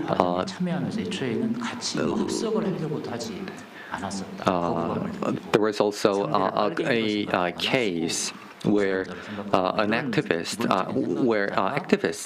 didn't actually want to sit at the same table for a discussion because they viewed the other side as communist or conservative bigots, so to speak.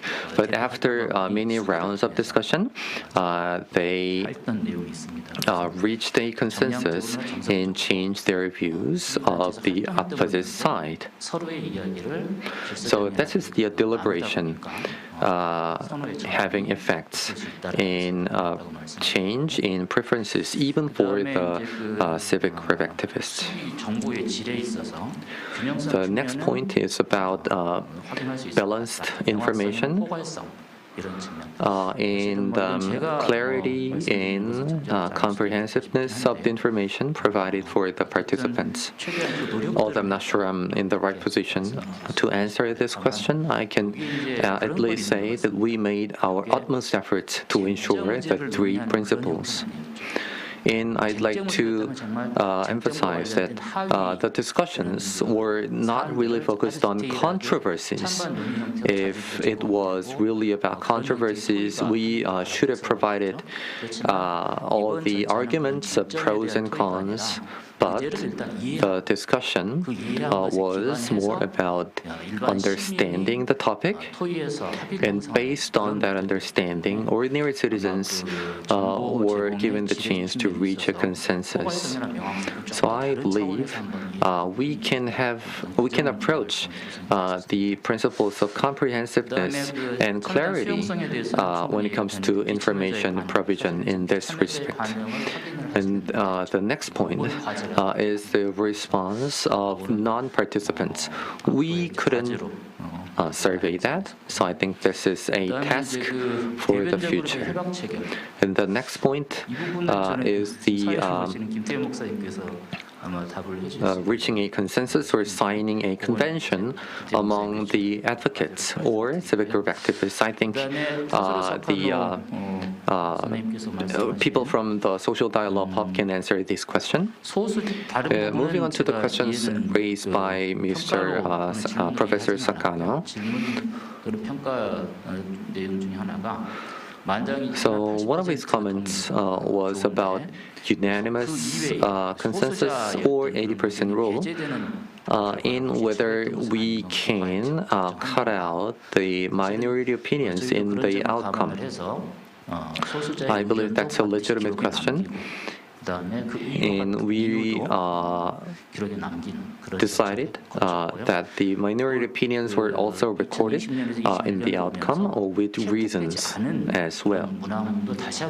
And in 2020, we conducted a second review of the sentences that were not selected back in 2019 to look at the minority opinion once again and explore ways to integrate them into the outcome.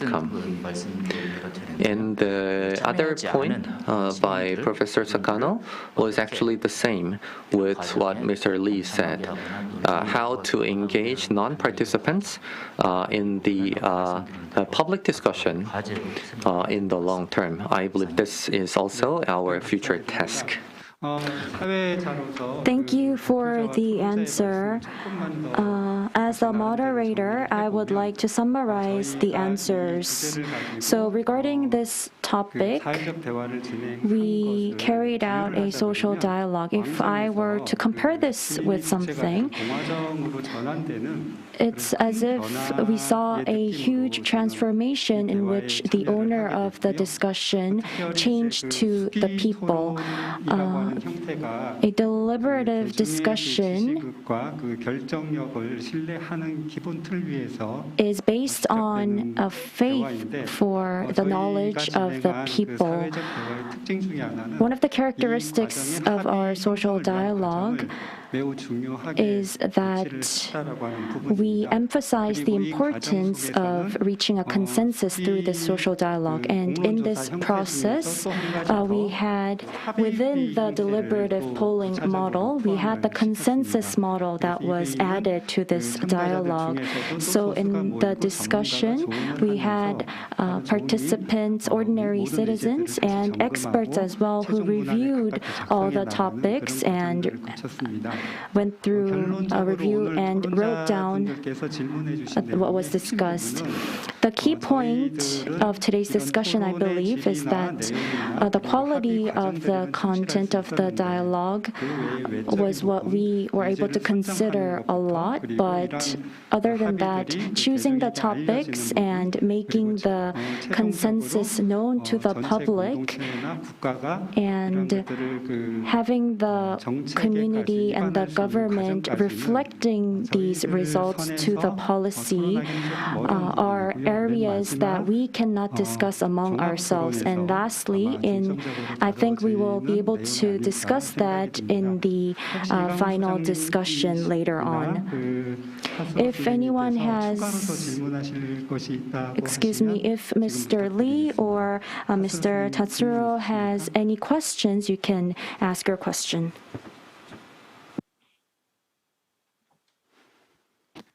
네, 없으신 타스로 거 선생님 기회를 먼저 드리고 싶은데 I would like to give 없어요? Mr. Tatsuro, Professor Tatsuro, 제가 the chance to ask a question. If you don't have a question, then I will speak first.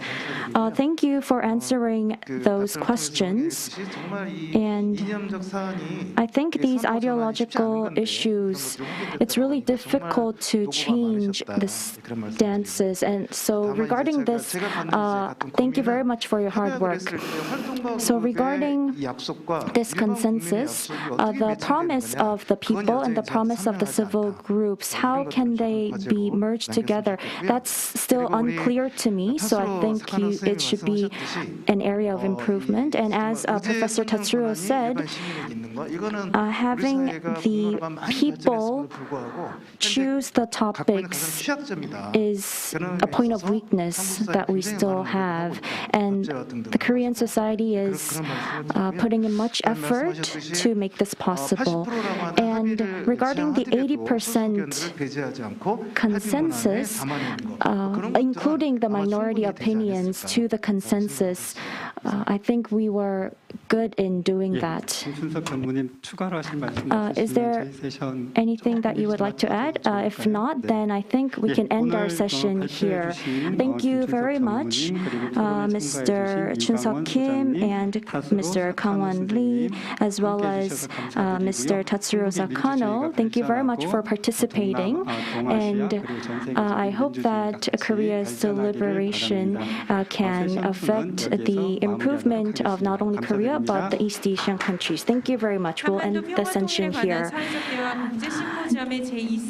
Session 2 of the International Symposium has now ended. We will have a 10-minute break and begin session 3 from 3:20. Thank you very much.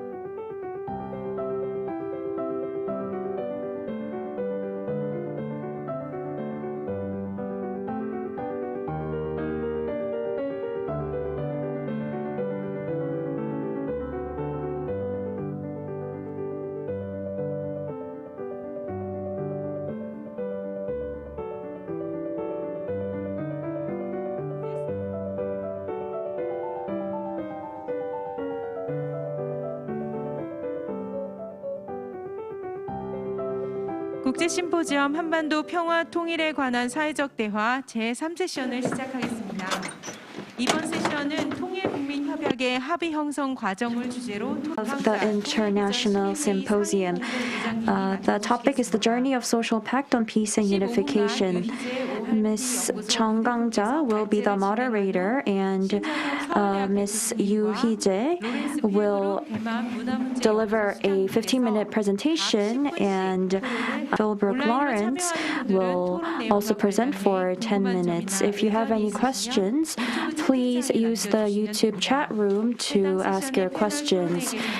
We will deliver them to our discussants and receive responses. Good afternoon, ladies and gentlemen. I'm Jung. So we have had 2 sessions, and now we have started session 3, which could be in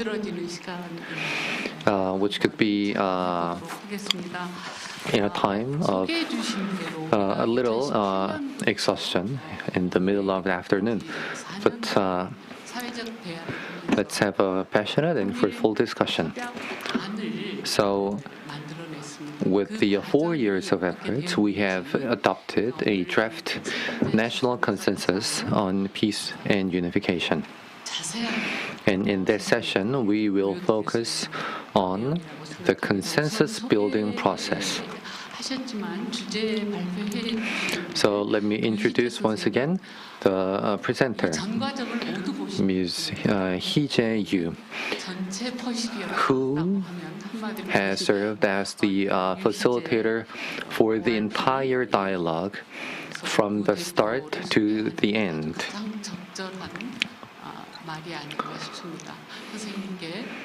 So you have 15 minutes, and please go ahead. Thank you very much. I was in charge of the whole process of the social dialogue. My name is Heejae. Now, earlier we heard about the details of the social dialogue.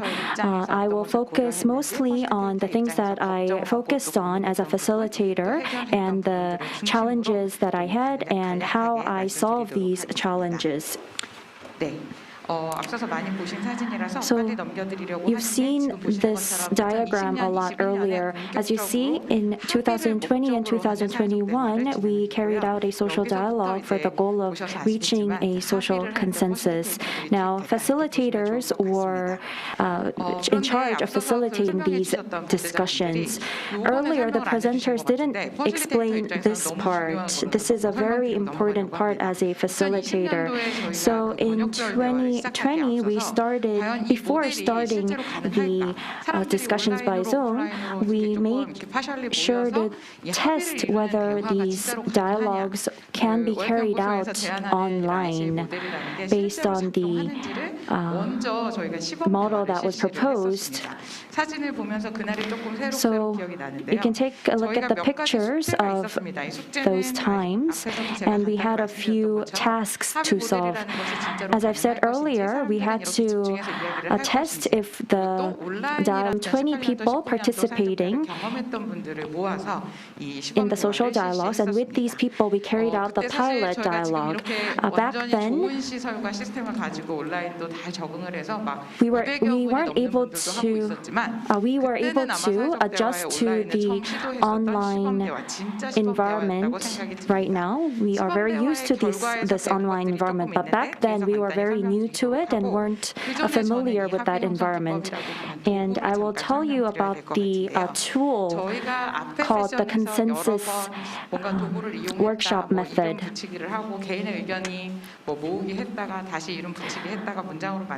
We changed the models, and earlier, the tools and the content that I mentioned earlier, it wasn't just made randomly. They had a specific history and reason for choosing the tool. As you can see in this picture, we used the consensus workshop method.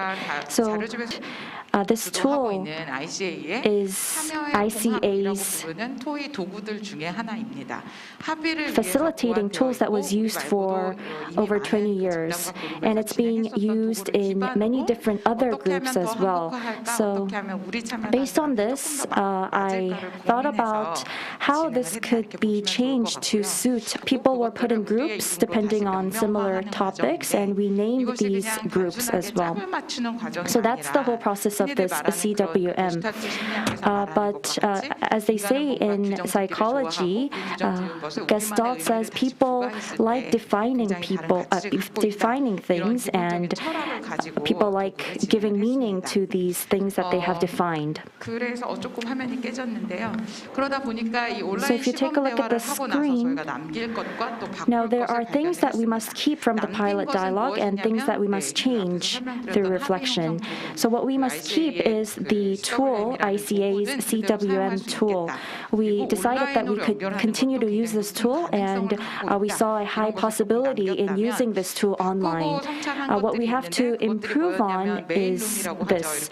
So we say the broadcasting room, we shouldn't divide groups within the broadcasting room, and we can't use the traditional method within the Meta workshop.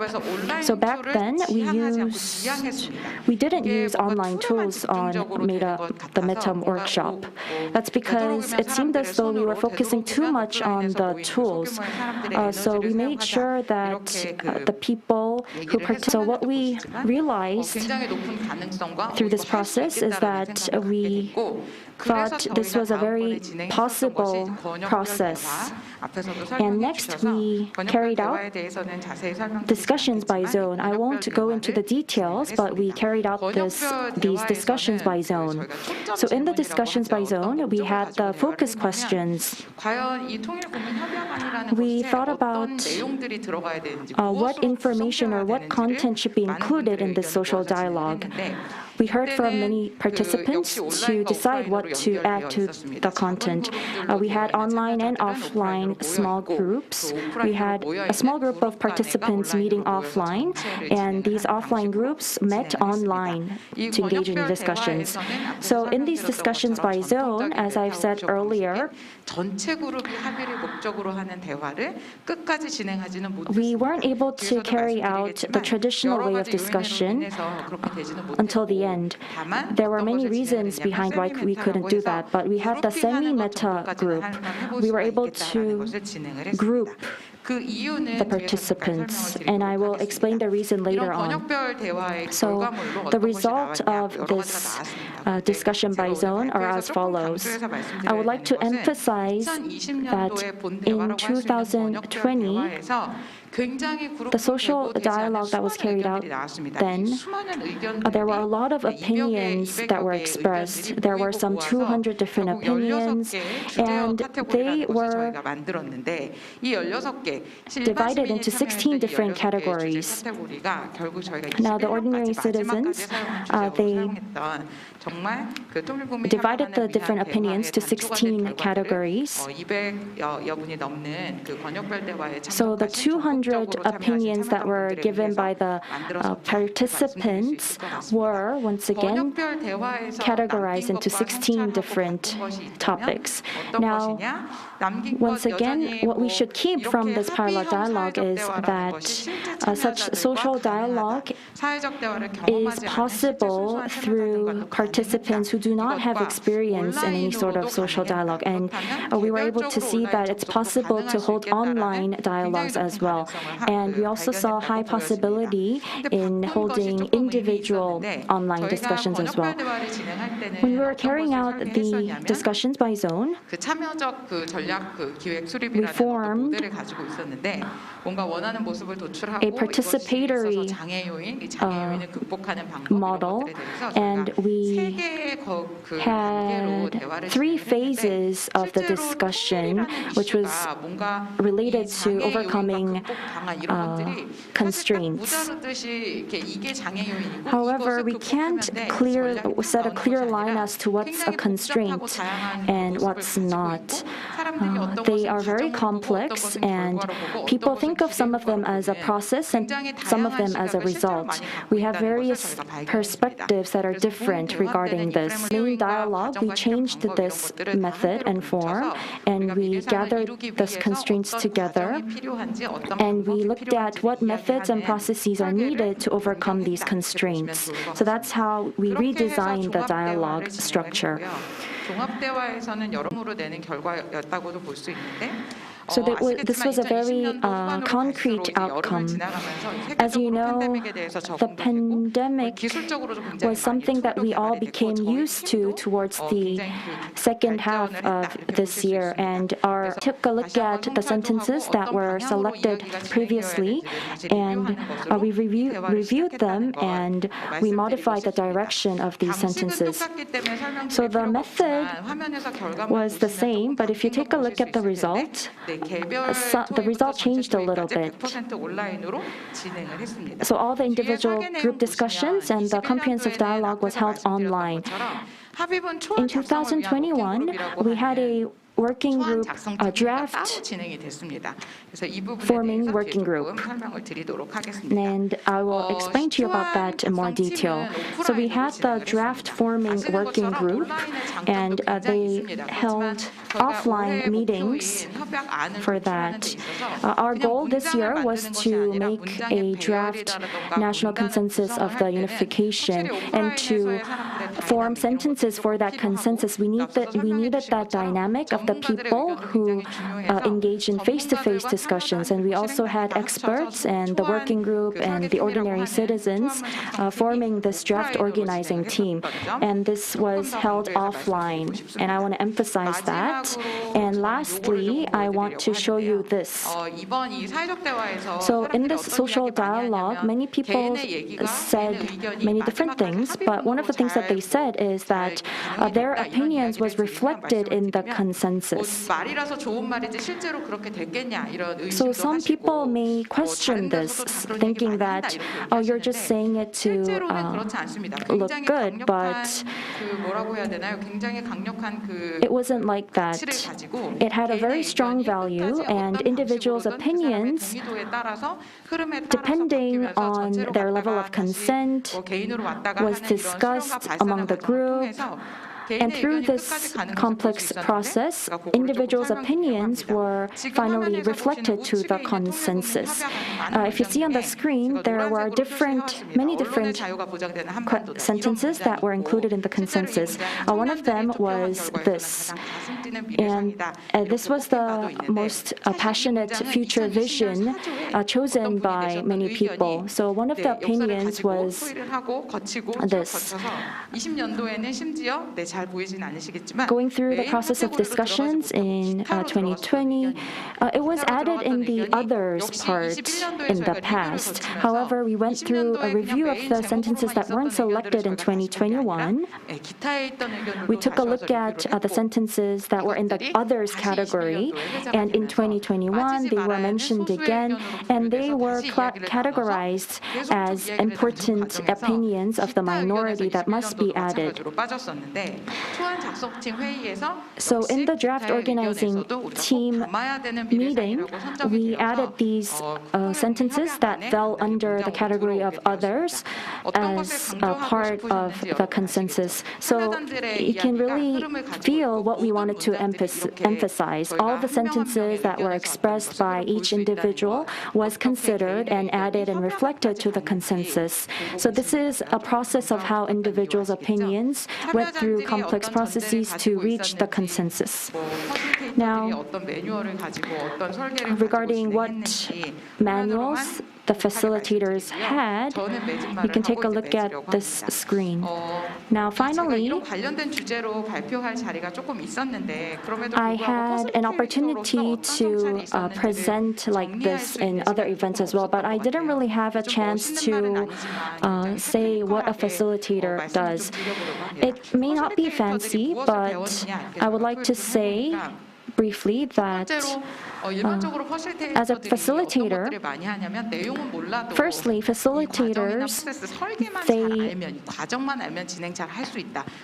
people say that they can facilitate a dialogue well if they are able to design it well. But that's not the case. The perspective of a facilitator is very important.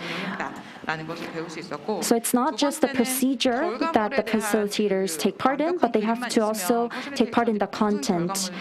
And people say that facilitators can come up with an outcome if they facilitate the whole process of a dialogue. However, regarding this draft national consensus on the unification, we didn't have a clear answer. We didn't have a clear design of how it should concretely look like.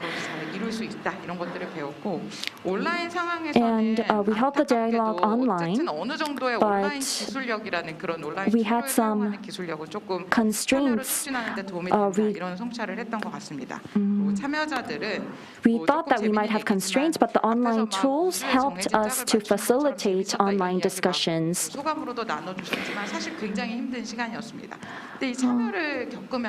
Participating in these discussions was actually a very difficult process. I think people were able to improve as individuals, but if you take a look at the feedbacks, I brought 3 of them as an example. Some people said that they just said they agreed just to end this quickly. But then these individuals said that because they didn't agree on a sentence fully from their heart, they had seen delays in the discussions. And they said that it's better to actively participate in the discussion to be respected by other participants. Due to time constraints, I will end my presentation here. Thank you very much. Thank you very much.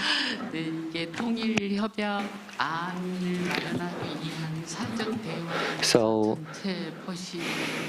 the presenter has served as the facilitator for the entire social dialogue. So I think 15 minutes was never enough for you. So those of you who listened to this presentation might have felt that it was merely about the technical aspect. However, the presentation actually encompassed all the different topics and pain points in the social dialogue experiment of the last 4 years, and I could really relate to the difficulties the presenter has felt.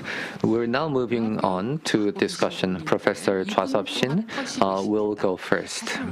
Professor Shin also served as a facilitator for the social dialogue. He has had a lot of influence over the discussion process.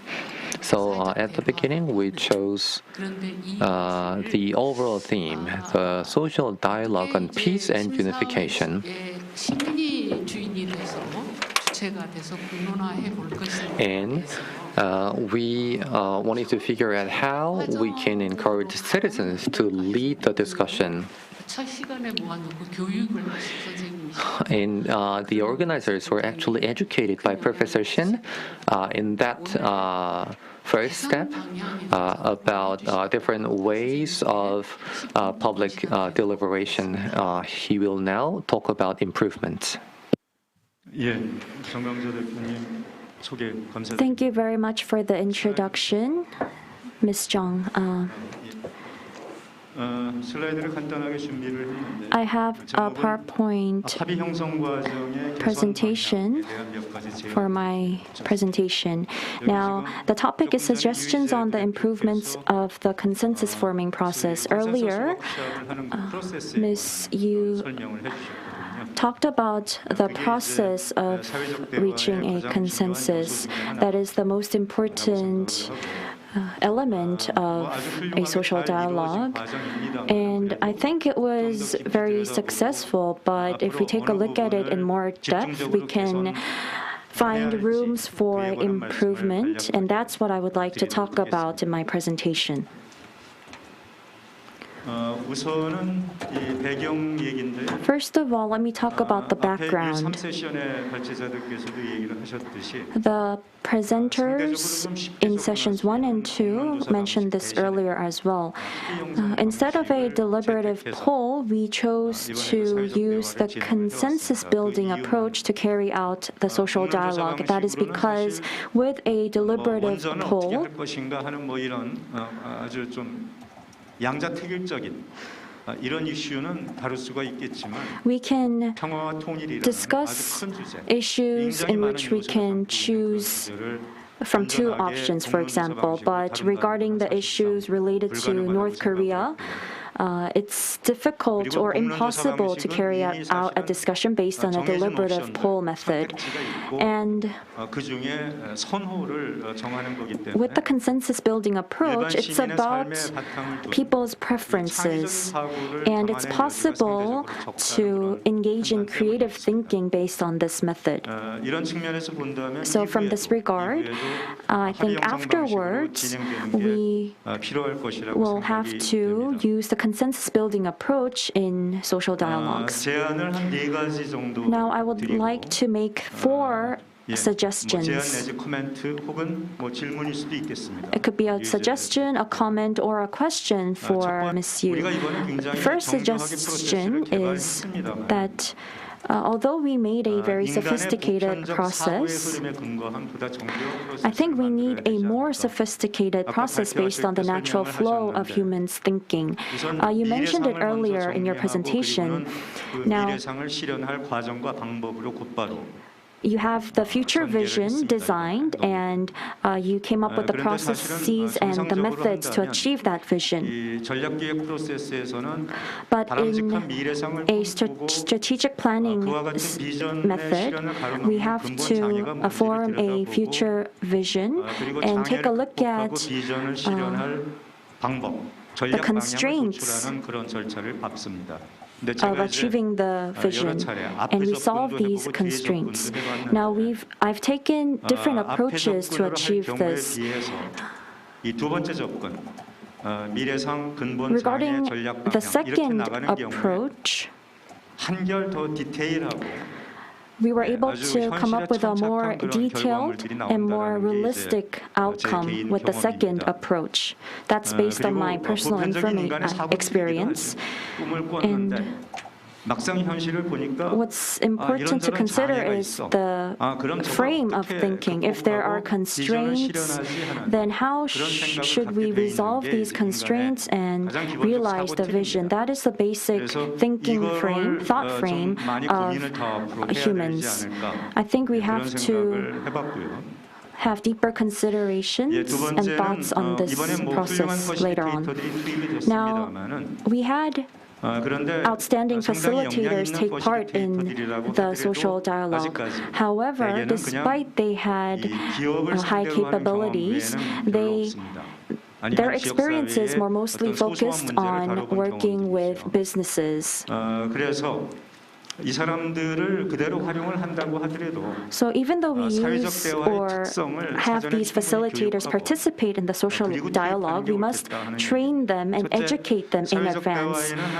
Firstly, there are about 5 characteristics to a social dialogue. 사회적 대화에 참가하는 참가자들의 얘기입니다. 참가자들은 목적의식적으로 선발된 The participants, they have the fidelity to represent the purposefully selected sample group. And also, they have to have the criticality to weigh the evidence before saying or acting, and they must have the ability to argue that reveals minor differences. And they have to have the political nature that affects the deadlock of discussions, and they must also have public reasoning that it does not adhere to private interests. So we need to have facilitators with these sort of characteristics. And my third suggestion is regarding time. We had much time constraints. We had 8 days and 8 hours per day. So we had 64 hours in total, but that still wasn't enough. For deliberation, we need these 5 conditions. Mr. Lee earlier said something about transformation. The goal of deliberation is transformation. So what is required is not only a multifaceted acquisition of information, but active experimentation of new information and knowledge. And we need reflection and doubt of one's personal beliefs, and we have to think the other way around or outside the box. And we need feedbacks from peers and support for changes in perspectives. And lastly, we need changes in the image of oneself and the discussion group. So to go through this process, we need much time and we need more discussions, and we must remember that. And my 4th suggestion is this. We need stimulation of ideas more strongly based on daily life. So, for example, it is regrettable that issues in hand, such as the pandemic, such as the COVID-19, were mentioned in only a single sentence in the consensus. Of course, it's the citizens that decide which ideas to adopt. However, slightly different outcomes would have been obtained if there had been a more sophisticated design that actively reflect the issues of the here and now in the stage of provision of information by experts or discussion in each group. So this is a process in which ordinary citizens participate in, so it must be based on daily life. That's my opinion. And to conclude, I didn't add this in the presentation slide, but earlier, Dr. Chung mentioned something earlier, and I got an idea based on that. So next year, we should, and if we carry out the social dialogue again, we will have the participants who have participated in these previous dialogues participate again next year. That way, we will be able to improve the different weaknesses that we have mentioned until now. Well, we gave a lot of right and room for the citizen participants to actively be involved in the social dialogue. However, next year, I think it should be more people-centered. And lastly, I express my deep respect to those involved in the social dialogue pub and the facilitators for leading the difficult process. And I also look forward to further developing the consensus building is transformative, I believe, in the world. I'm a facilitator. That's my background, is I work in facilitating with groups and organizations, communities. I started my work in community development, but have expanded to other parts of other organizations. The documentation and the reflection on that, I believe, again, can help facilitators everywhere to look at how we do this. The difficulty with helping a country declare its consensus and to work together to create what that new consensus is really difficult to imagine. And so the work that you've done and the ability that you've been able to push through and to end up with a declaration is fantastic. I want to talk a little bit about what that takes in the sense of, as Heejae described their work over the whole journey, but particularly in this last piece around how do we create a strong enough container of safety to have these difficult conversations? And part of that's the facilitator being able to model what they're asking the group to do. It's partly the group working with how they both surface their agreement, but they also surface their disagreement. And in a social context, in a political context, often surfacing agreement can be as difficult as surfacing disagreement. So as a facilitator, how do we create that space to allow that to take place? Because in this process, you're looking at dialogue, you're looking at deliberation, you're looking at decision making, each of which has a different, from a facilitation perspective, has a different intent. Dialogue is about the safety and the content. Deliberation is about the content and helping people, giving people a method by which they can explore the content more deeply and understand it. And then decision making finally is how they make the choices of what they're deciding, of what their determination is. So as this group worked on it, as you can see in the process that they laid out, they added to that the complexity of the technological and the virtual. And so that did not make their lives easier. Of course, it made them more complex. But they were able to a large extent, as far as I could tell, overcome that in order to come to an initial consensus. And so as you're doing that with a group, setting a rationale, in their case, the rationale of how they would make the final decision is critical, because it sets the content, the product measure clearly. And then what you can do is build toward that. How do we have the conversations? How do we work on the statements?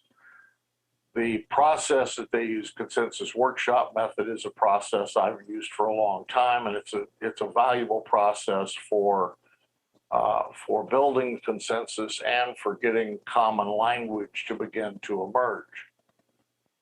The piece that I would hope they've done some writing on is actually the writing piece, the part about where they ended up coming to agreement on those statements and sharing back what those final statements were. Because that corporate writing, that common writing dynamic, is very hard to facilitate. The consensus declaration piece in a workshop is not easy, but is relatively clear how to help a group declare what their consensus are, and then their process of doing meta workshops where all those workshops were pulled together. But to actually do the writing piece is a part that I would like to see more sharing around, and so it's one of the areas where I have a question. The other piece I guess I would talk about is you talked about the pilot and then the other pieces of how you move forward. At each level, the barriers that you faced, the next time you facilitate, you won't have the same barriers, probably. But as a facilitator, you're always facing barriers. And therefore, part of our task as a facilitator is to figure out how to try to overcome the barriers, and where we fail, to try something else. But I really appreciated your work with virtual, Zoom, Kakao Talk, et cetera, trying to figure out how do we deepen our deliberation and dialogue when we're virtual. How do we operate from the principle that everyone is a key player, and therefore how do we make sure their voice is heard? And so I appreciated the comments by a couple of speakers around this. If you set the 80% barrier level, how do you take care of the minority? And then I've heard people speak into that. So I feel like you've tried. How successfully is, we always have to look at after it's over to see how successful we were, but that the intention was there.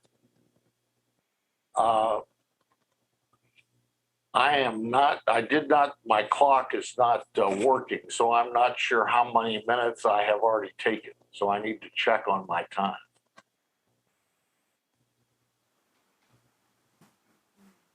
Do I have time left or do I need to close? I think you have 2 more minutes. Okay. I was worried because last time I spoke, I took extra time, so I'm trying to be extra cautious. So the final thing I would talk about is as you're doing your debrief and your review, as you're exploring your challenges, it's really important to do all 3 aspects. What did we do well? What are the challenges or difficulties the facilitators experience? But also as participants, what particularly worked well in getting this kind of mass conversation going?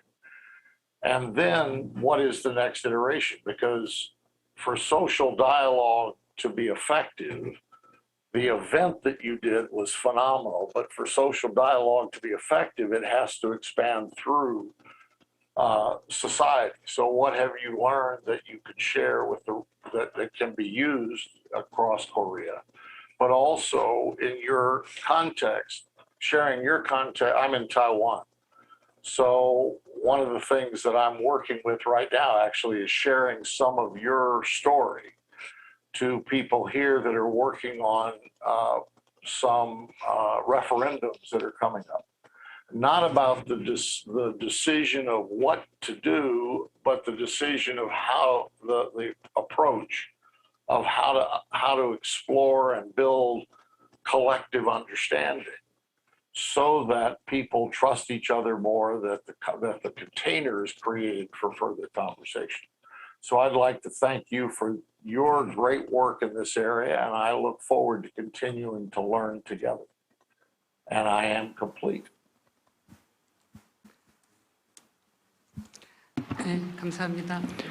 Thank you very much, Director Philbrook, for your discussion.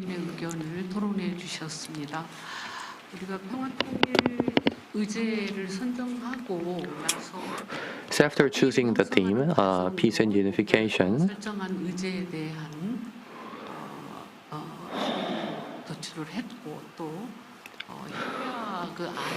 we agreed on the more specific topics for consensus building. And with our approach to consensus building, we came up with a final outcome. Although we have future tasks such as institutionalization in policymaking based on the draft national consensus, I think we can continue to work on deepening our consensus into 2022. So we have listened to all the presentation and discussions. So now we are going to have panel discussion. And it seems there's no question raised for the panelists. Maybe because we are dealing with a quite specialized topic of the method of consensus building.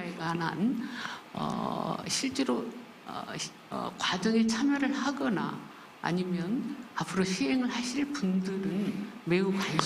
I think the participants and those in charge of implementing the national consensus must have had a lot of interest in this session, because they are learning a lot about how to improve the consensus building process for future social dialogues.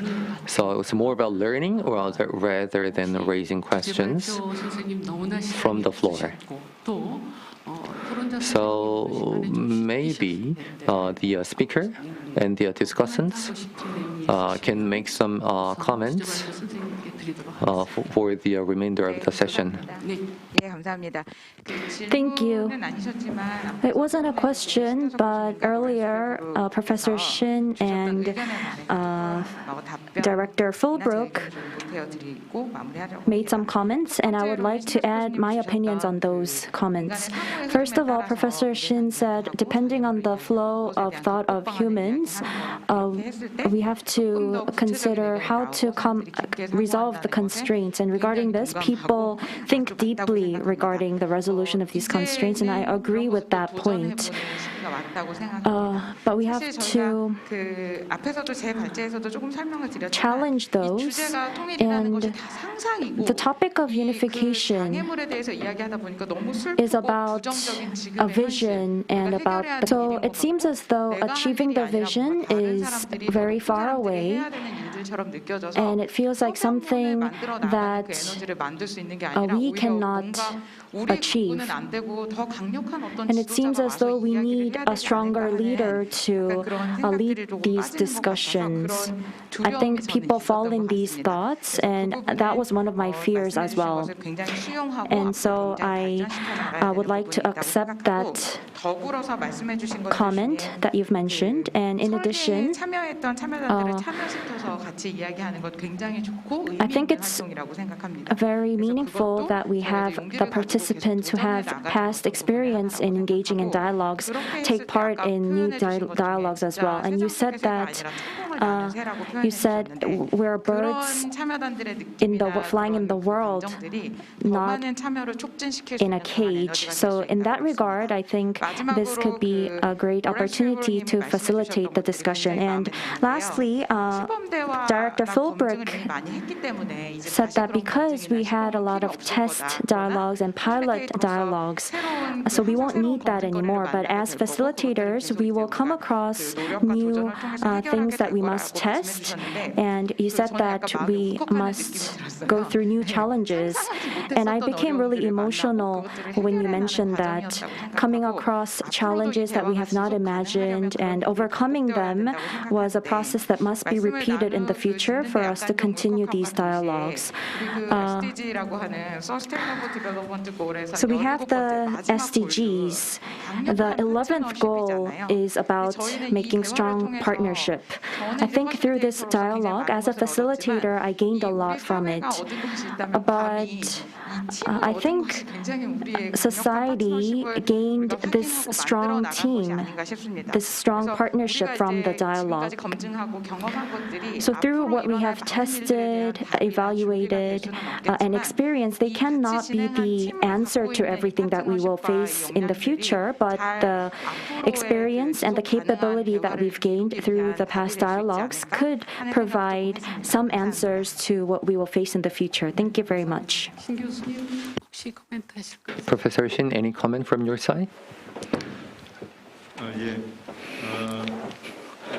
All right. So I appreciate the comments from Director Philbrook. Well, actually, Ms. Yu here and myself have had communication with the discussants despite the pandemic. And we have had a lot of sessions like this.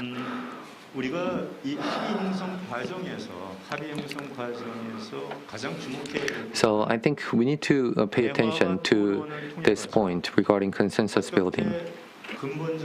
How can we achieve change in thoughts on a fundamental level based on dialogue and discussion? That should be our research topic. And this is where we need to focus on for future improvements, maybe next year. So let's explore more about how the changes happen and the conditions in which the changes take place more actively. So there could be some triggers that make people believe that maybe I should think differently. So we really need to have a deeper look at this.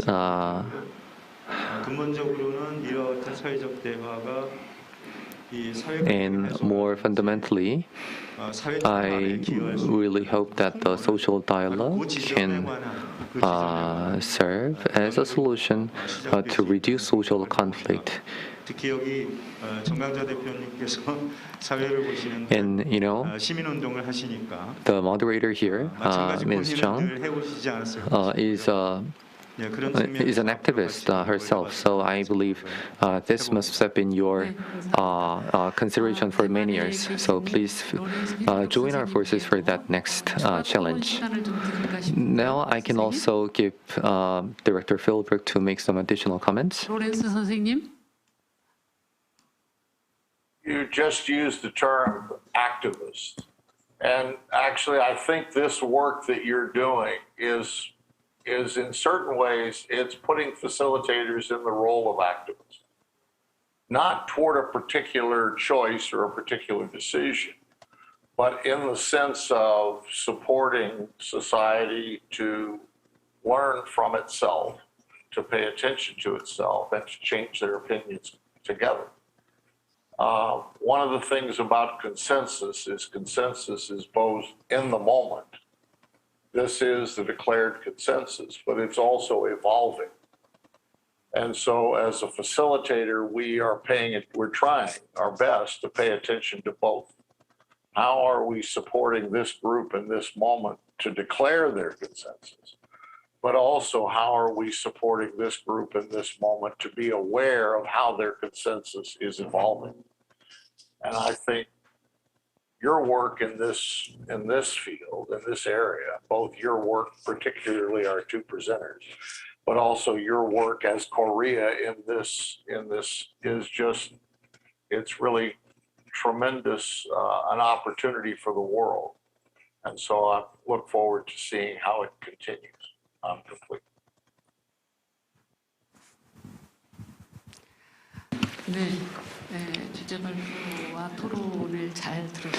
Thank you very much for your comments.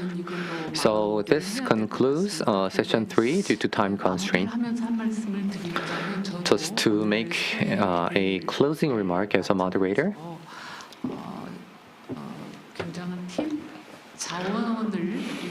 I also believe that the social dialogue POP has acquired a big team that can effectively work together. And as Director Philbrook said, the team is a team of activists. 지금까지 전문가의 영역으로 밀어놓았던 것을 시민의 힘으로 끌어와서 So I believe the significance really lies in the fact that we encourage the citizens to take lead in the dialogue, not leaving this matter to experts only. And I reconfirm that our approach was right. Thank you very much. 이로써 한반도 평화 통일에 관한 Now 사회적 대화 we will end session 3 of the International Symposium. Now, the last session is the final discussion. We will have discussants and the presenters of sessions 1, 2, and 3 taking part in the final discussion. After 5 minutes, starting 4:16, we will begin the final discussions.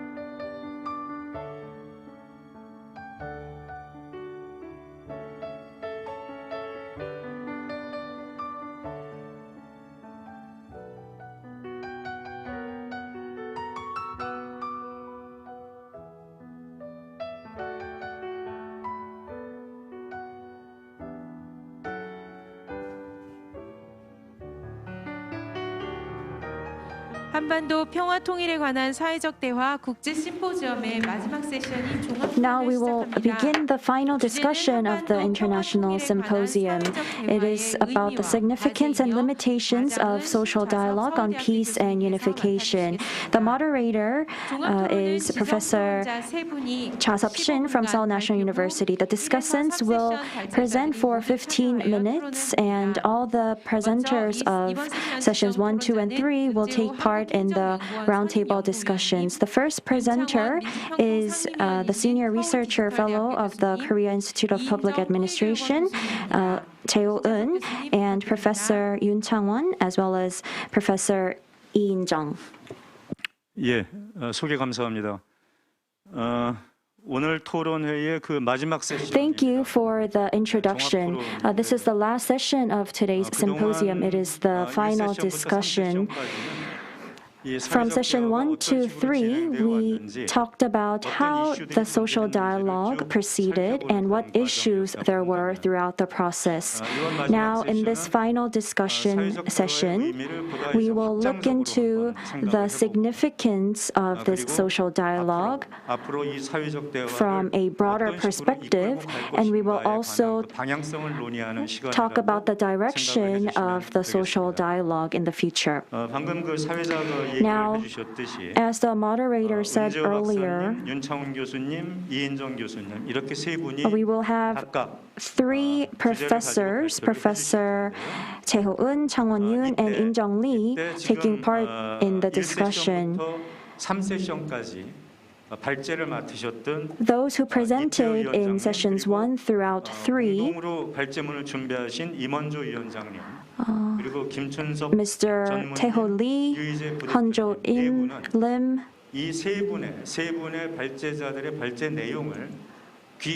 will take part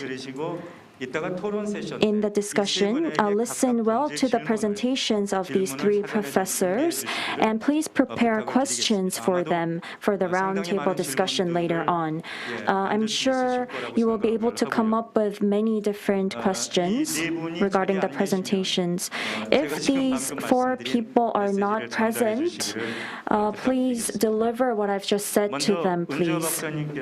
Now, Dr. Jaeho Lee, Jaeho, is the Senior Research Fellow of the Korea Institute of Public Administration. Now he will deliver his presentation. Thank you very much. My name is Jaeho, Senior Research Fellow of the Korea Institute of Public Administration. So today I will talk about the contribution and limitations of the draft national consensus on peace and unification.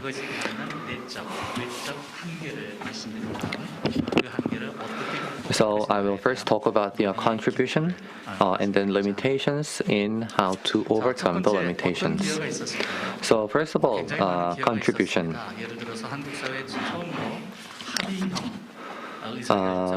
First of all, it was one of the first attempts in Korea to take the approach of consensus building based on the 80% rule. And beyond this technical aspect, I believe the broader contribution is to reach a better understanding between the 2 different ideological camps, which is a chronic social problem in this country. So I was really impressed by the interviews of the activists of the conservative and the progressive sides. So let me quote. In the beginning, we thought more about whose opinions are adopted more and who changes their thoughts. But as time went by, we realized that what really matters is finding ways for different perspectives can coexist. And we realized that we are not enemies, but comrades with different thoughts. So I believe this quote really illustrates the ultimate goal of our society. So improving mutual understanding and reducing hostility between the two different camps is in this sense a great contribution. Now the activists of the two sides have ideological biases, and it's difficult for them to actually get out of it because they have to live in this echo chamber. In the echo chamber, they are subject to self-conformity and confirmation bias. And it is only when you get out of the echo chamber that you can actually better your understanding and empathize with the other side. In this respect, the social dialogue was a great opportunity. So to put this in other words,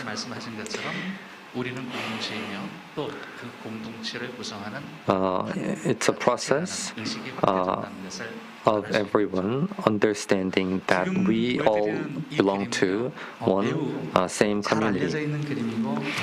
Now in the bottom you see well-known diagrams regarding self-conformity and confirmation bias. So why do we fall under this echo chamber? On the left, you see the source of information. So we tend to rely on the familiar source of information, and that is when we fall under the echo chamber effect. It's a well-known, well-established theory. On the right, you see the political polarization illustrated in less and less people with open-mindedness in the middle. So when we look at these two diagrams together, we can understand the political polarization in this country. So why do we fall under the echo chamber? And for victim two, self-conformity and confirmation bias. It is just because we are just individuals who make irrational decisions. Actually, my answer is no. I believe the actors in our society are rational, and that's why they don't recognize their own confirmation bias. So this can be described as rational ignorance, as defined by academics. So we are often reluctant to accepting different perspectives, and very reluctant to accept an opinion that does not confirm pre-existing opinions. And it is because individuals are rational beings.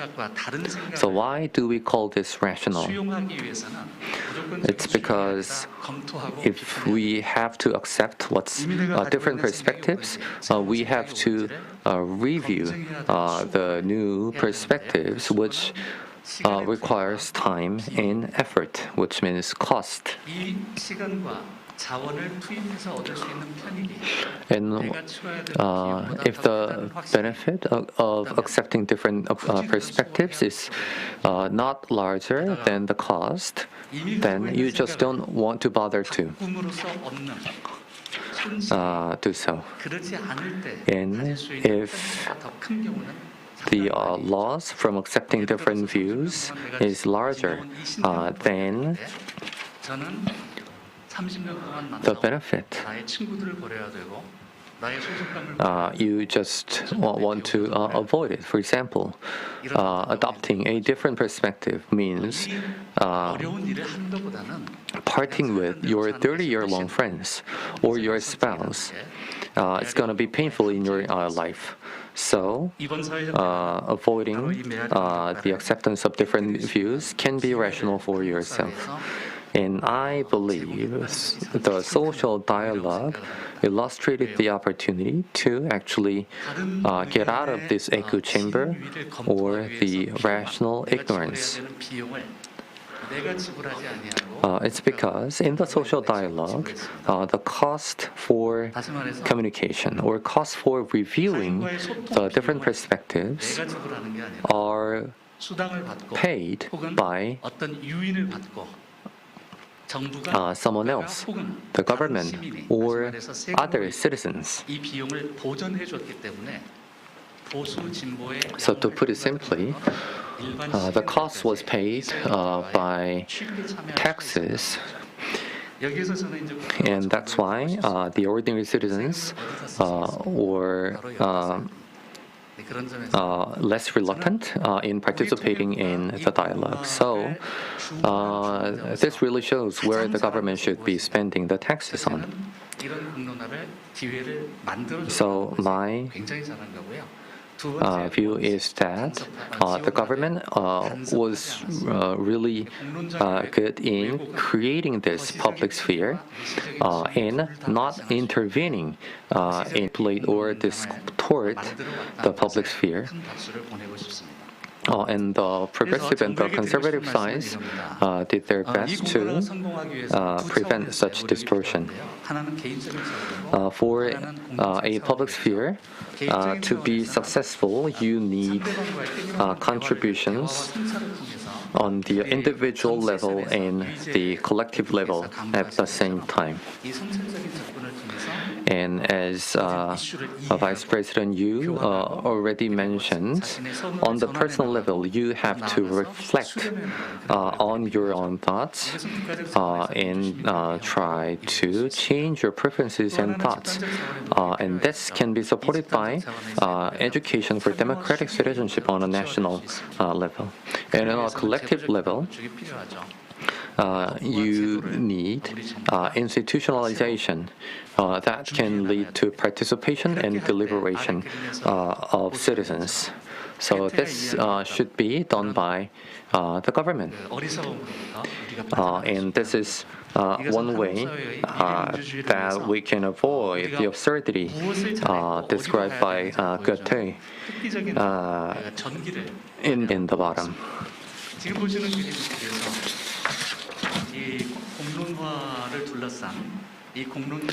Now, this slide shows the theory of Wirth and Habermas.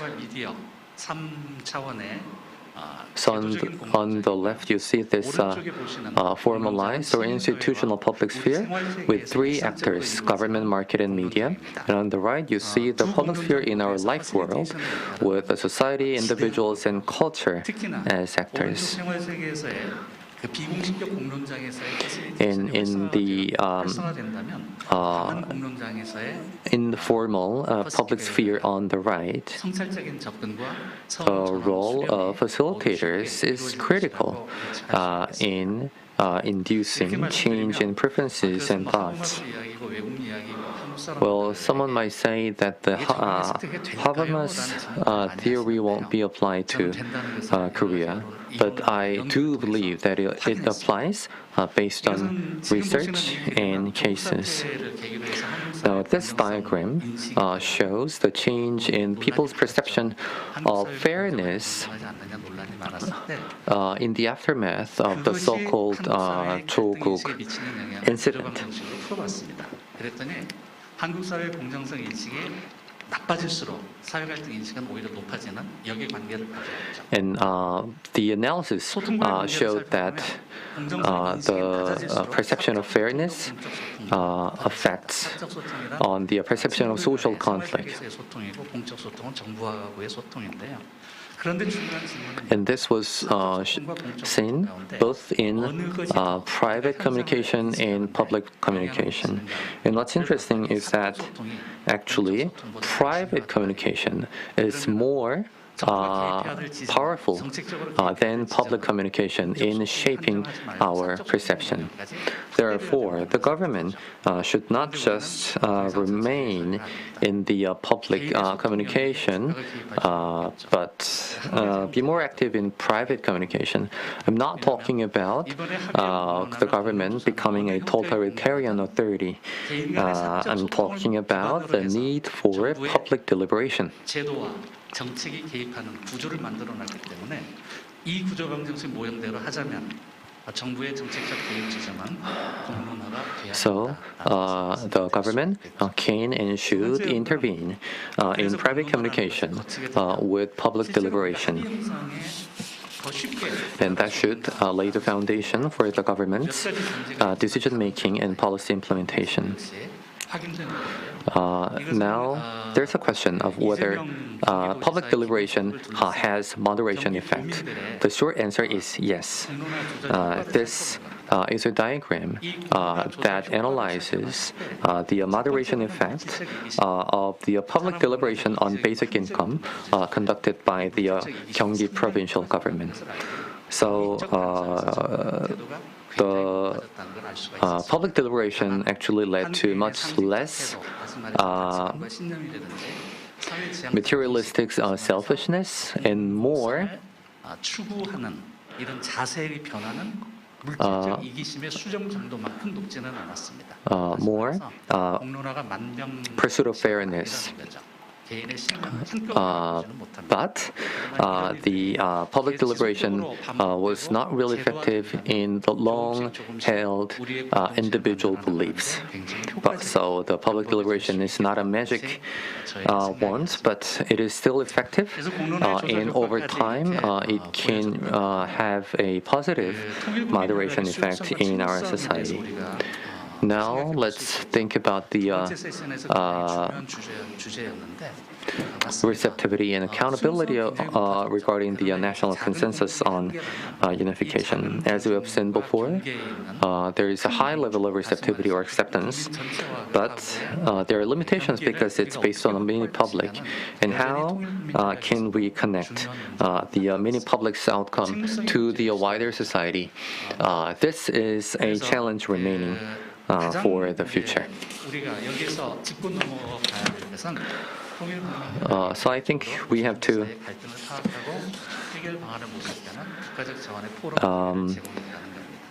once again confirm the positive effect of the national consensus on unification. First of all, it provided an opportunity to identify the conflicts between the two ideological sides and come up with solutions. And also enhancing social acceptance on policies toward North Korea, improving the quality of the policymaking and management, and also sharing management responsibility and improving communication technology, communication techniques and knowledge of stakeholders. But at the same time, there are limitations and boundaries. First of all, the public deliberation can be more advantageous to elite who are more familiar with discourses. But I believe the ORP Institute and the other facilitators played a critical role in this respect.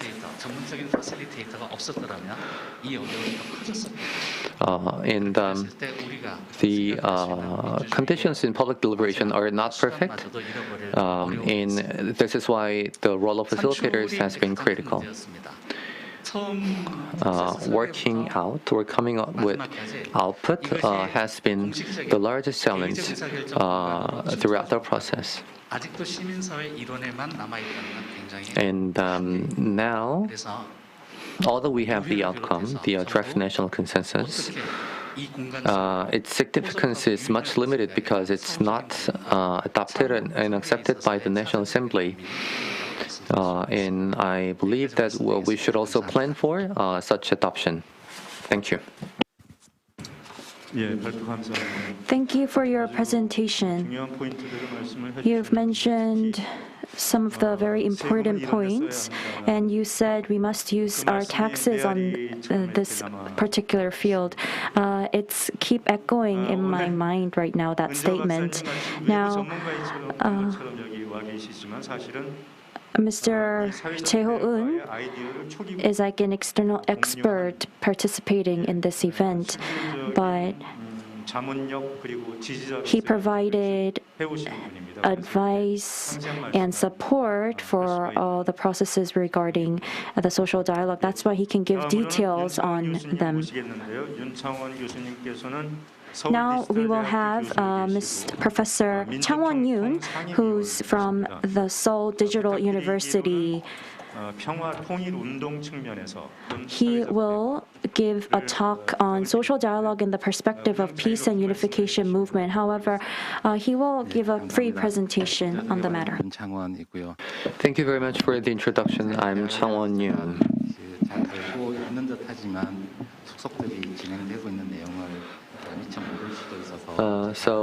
First of all, please understand any inaccuracy in my discussion, because I may not be aware of all the details of the social dialogue on peace and unification. So the discussion topic I was given was social dialogue in the perspective of peace and unification movement. But let me start with kind of a small talk.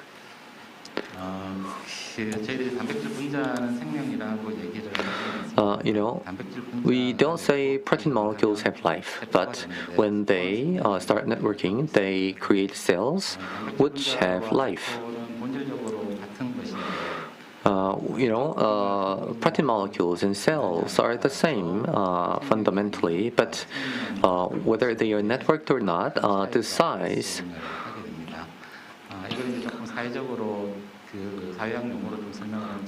there being life or not.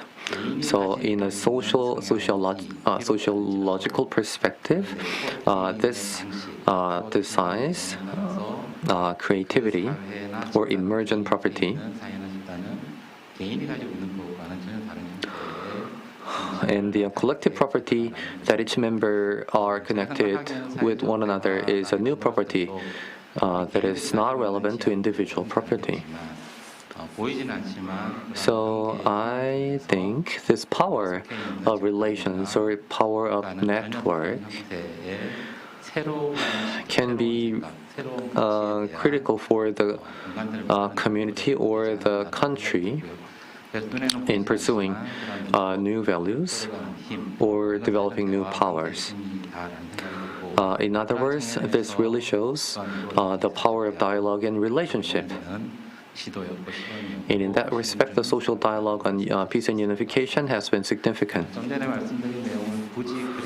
So to put this theory into a kind of diagram, this can be a good example. Now, the individuals are connected with these lines that are visible, but in our society, there will be relations that are invisible between individuals. And these relations can really change the property of the country or the entire community. And this is actually the key in this social dialogue. One other way to put this is based on the discussion regarding survival of the fittest or cooperation. Now, social Darwinism was dominant back in the 19th century.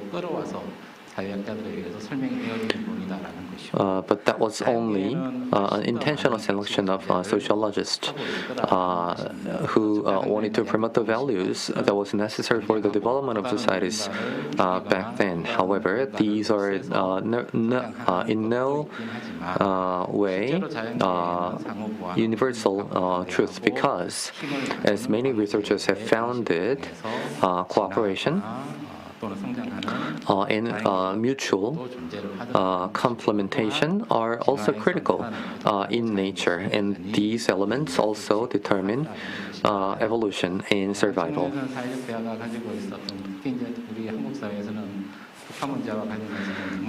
In this society, North Korean issues have been the matters where people were required to have blinded or dogmatic views, but from the cooperation and mutual complementation in nature, we can really learn that efforts like the social dialogue we're talking about today can be critical in the evolution of the society as a civilization. This is the realization that we all need. So we can also put it this way: a cooperative species have been advantageous to evolve than the competitive species. This will be also true for dealing with issues regarding the Korean Peninsula. Now, this fake picture delivers a similar message. So all these ships are sailing toward a waterfall. It seems like all South Koreans. So suppose that all South Koreans are riding the same bus in it's rushing toward a cliff. So the first thing we should do is to change the direction. But it seems that many South Koreans are just fighting for better seats and better views in the bus. And that is why it's important for us to raise different voices. We have to change the course of the bus instead of fighting one another in the bus. So in other words, what we need is escape from the inertia. The continuous conflicts between the progressives and the conservatives after the Korean War have polarized and divided the society, and there have been many efforts to overcome this. And now this conflict is at the center of the so-called South-South conflict regarding North Korean issues. We have seen so many deadlocks, and that's why we are in need of different ways of viewing the situation or breakthroughs.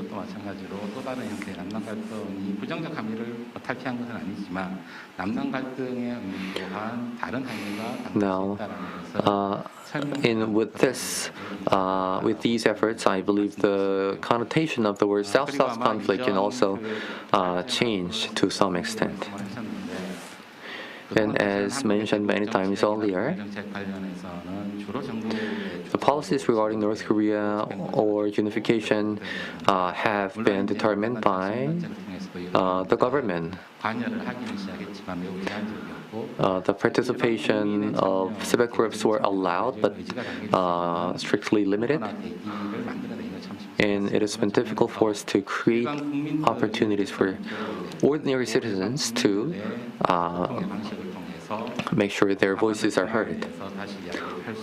So the social dialogue was significant in creating this venue for ordinary citizens to raise their voices on North Korea, peace and unification.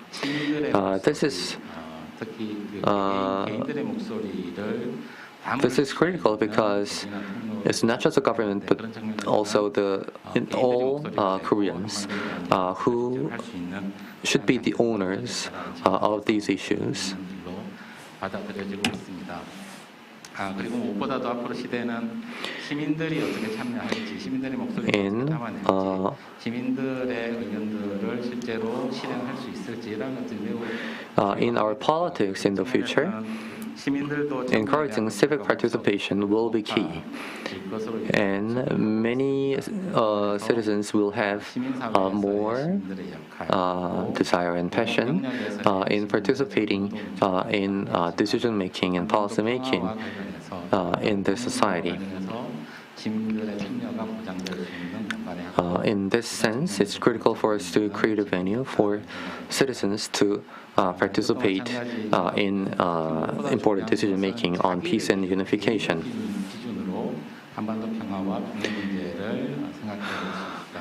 And what's also important is the opportunity to talk about peace on the Korean Peninsula from individual perspective.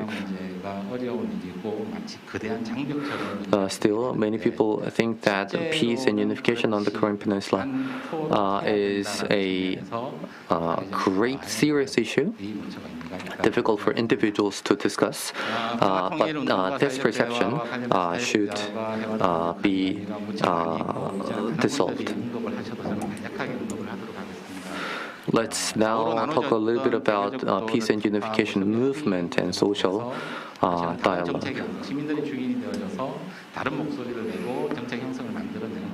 So the social dialogue create an opportunity to break down the confrontation divided into the two sides and lay the foundation for policy formation through consultation and consensus.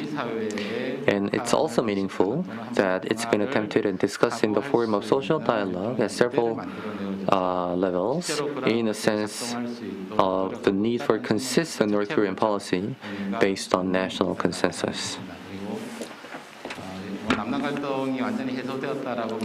Although we cannot say that the dialogue really resolved the South-South conflict entirely, but it can reduce the social cost of hostility and conflict within this society. And this will be also able to reduce the costs from unification itself in the future. And what's also important is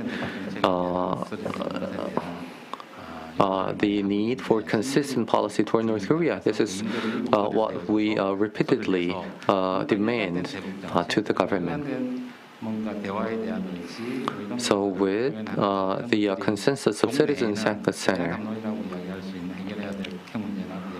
we will be able to improve inter-Korean relations and ultimately resolve the North Korean nuclear issue as well. And although we are still in the experimentation stage, it's meaningful that we are pursuing a truly national consensus and support, and this can lead to a sustainable development plan for the peace process on the Korean Peninsula. Also, we can formulate a policy community for national consensus on policy toward North Korea, where different views can be discussed and combined.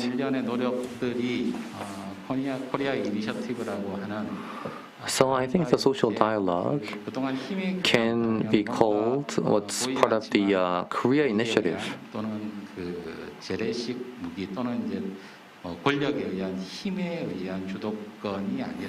So the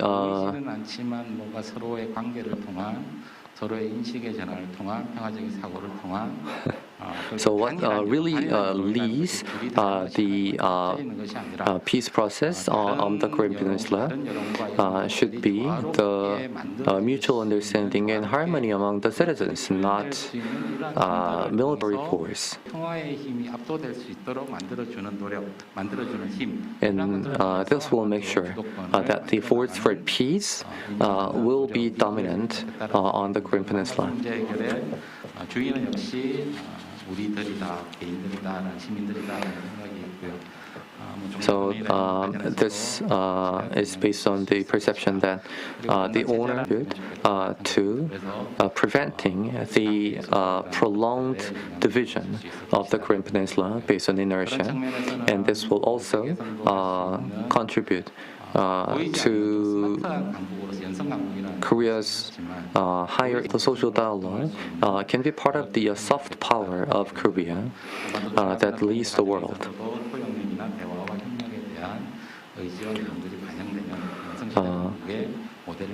So as a soft power, we can include the values of inclusiveness, tolerance, and cultural appeal in the process of building peace on the Korean Peninsula. So in other words, Korea can become a soft power by combining K peace and K economy. 둘이 다른 것이 완전히 하나로 합쳐지는 것이 아니라 둘이 다르지만 뭔가 그 조화로운 그 여론을 만들어내는 그런 것들이 평화로운 목소리를 통해서 한반도의 평화에 대한. So, the social dialogue will be also effective in raising a unanimous and harmonious voice in South Korea.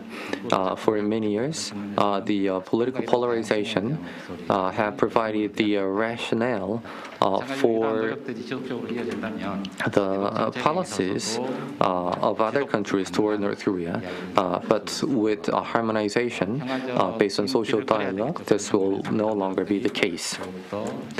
And in the mid to long term, the social dialogue can lead to peaceful resolution. And as Squid Game is getting more popular, I wanted to quote this. This is a quote from the only senior cast, Oh Il-nam. Good acting is to convey what you want to say to the audience and create empathy. And I believe the same can be applied to social dialogue. It's all about creating empathy by conveying well what the era is trying to deliver to me, you, and the people. 이런 형태의 활동을 이어가겠다는 생각이 있습니다. 그리고 무엇보다도 양적으로 점점 더 확대되어져서 사회적 대화가 확산이 되면 좋겠고요. And I really hope that the social dialogue can spread in the society, and the social dialogue can be sustained, and the participants could continue to participate in dialogues based on institutionalization. 뭔가 제도 속으로 우리 사회 속으로 행진해서 사회도 바꾸고 문화도 바꾸고 And the force of the social dialogue 힘이 앞서갈 수 있는 그런 관계로 나아가는 힘으로 should lead to a force for peace and better civic relations. 예, 감사합니다.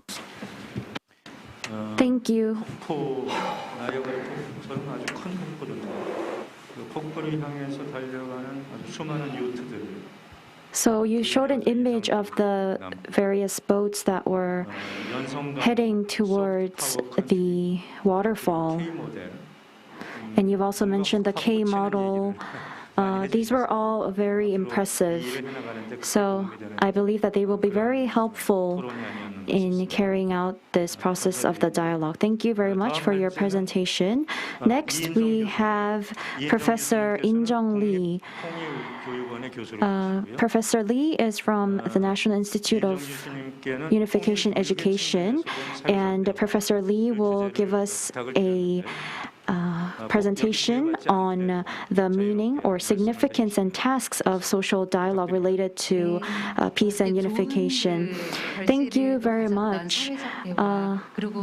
Regarding the social dialogue that had a lot of fruitful outcomes, I am happy to be taking part in these talks, which lasted for 4 years. Now, what's most difficult when it comes to the talks regarding this topic is that there are different subjects. They're from different ages, and the participants come from different backgrounds, and they've gone through experienced different childhoods. And so they have different perspectives of looking at North Korea. So it is a lack of synchronicity in a synchronous era. There are generations who have experienced globalization, informatization, and those who have experienced the post-Cold War era. And so there are limitations when it comes to national homogeneity and justification or of unification. So we have participants with different backgrounds and different ideologies. So we must educate them to be able to communicate with each other. So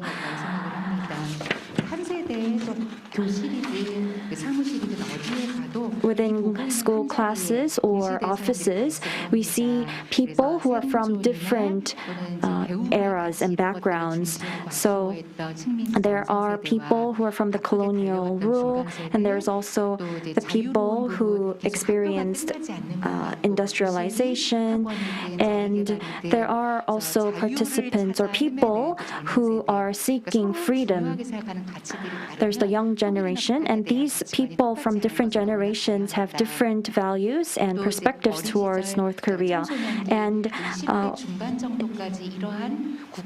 it is believed that during childhood and the years of adolescence, people's awareness and worldview are stabilized, and people from different backgrounds have different views on North Korea. So with people engaging in talks with these different backgrounds, there's no commonality among these people. So they need an education that is focused on listening other than speaking. And also, they must be focused on a self-reflected form. So regarding the social dialogue and the points that I think are important, I believe that we must take a bottom-up approach. In the case of the Unification Education Institute, we thought about how we should redirect the Unification Education guidelines so that it's more bottom-up. So in this reformation of the guide. So this is the first page of the guide, and there are 15 different goals when it comes to this guide. And like I said, it's a bottom-up approach. The discussion was very wide-ranged. And in 2018, we refer to the 1978 guide that was provided by Germany when they achieved unification after division. And these are the guidelines that were proposed by the ministers of education in Germany. So based on that, we also came up with our own 15 goals. So they are an overall guide for unification education, and this is only a beginning of this reformation. So I would like to collect all the opinions of the participants of today's event to further improve this guide. So we must change and improve so that we increase our external efficacy to have more motivation to take part. So for example, people may think, what influence would I have on making a difference in the issue of peace and unification? we must have the sense of efficacy and to really experience that we influenced in making a change. And for those who have low internal efficacy and external efficacy, they might not be motivated in taking part in the discussions regarding peace and unification. So regarding knowledge and insight and confidence, we must make sure that these are built within the participants. So they must have this confidence, and there must be a balance between external efficacy and internal efficacy. And secondly, another bottom-up approach that we took is this. I'm sure some of you remember this as well because you're experts in the social dialogue. Before the 2018 Inter-Korean Summit, we had a 20s, 30s generation social dialogue. We used the social media to approach the people in their 20s and 30s and made an attempt to collect different opinions from these young people. And so we came up with different interesting events that they provided. So you can see here that they include live communication with the North, tree planting event. I'm sure you remember back in the past, we have had tree planting events in the past. And these were deemed as being very interesting by the people. And so these opinions were provided by the young people in their 20s and 30s. And these opinions were liked by other people on social media. So if you, for example, came in second place through a vote by receiving a lot of likes, then they can feel a sense of efficacy. So if you take a look at the other ideas on these different events, there is a building or making this traditional alcohol beverage together. This may seem very trivial, but if they receive a lot of likes, then people will really feel motivated to participate further in the future, and they will find that these participations are very fun and enjoyable. So this, in the end, raises the efficacy of these participants, and that's what we need. If you take a look at number 18 here, it was an idea of walking in Panmunjom together during the Inter-Korean Summit, and there's also making bibimbap together or sharing food together. But there were other topics and agendas that we collected as well. There were ideas on end of war declaration, peace treaty, and there was also talks on having exchange student programs, and also having an online shopping mall for agricultural products of the South and North. And these ideas were given by the 20s and 30s, and if people liked these ideas, they will like them on the social media, and they can also use these ideas. And so they can build efficacy through this experience and have more motivation to participate in the future. So our third bottom-up approach is this. I participated in this discussion as well. There are 8 different agencies regarding peace and unification. There's the Ministry of Education, there's the Unification Education Institute. There are 8 different institutes. And they came up with the idea that we should come up with a joint vision. So the 8 of us from 8 different organizations had a meeting that was similar to a seminar. And so we engaged in discussions to reach a consensus. It wasn't an easy process, but our draft joint vision was established like this in 2020 July. So jointly, we discussed to achieve the consensus and the vision and the goals and the strategies are needed. That was part of the draft joint vision, and we thought that we must base our dialogue on those points. And we must have these on a yearly basis. So this is only the beginning, and we must continue this throughout the future. And the most important point is the national consensus on the unification.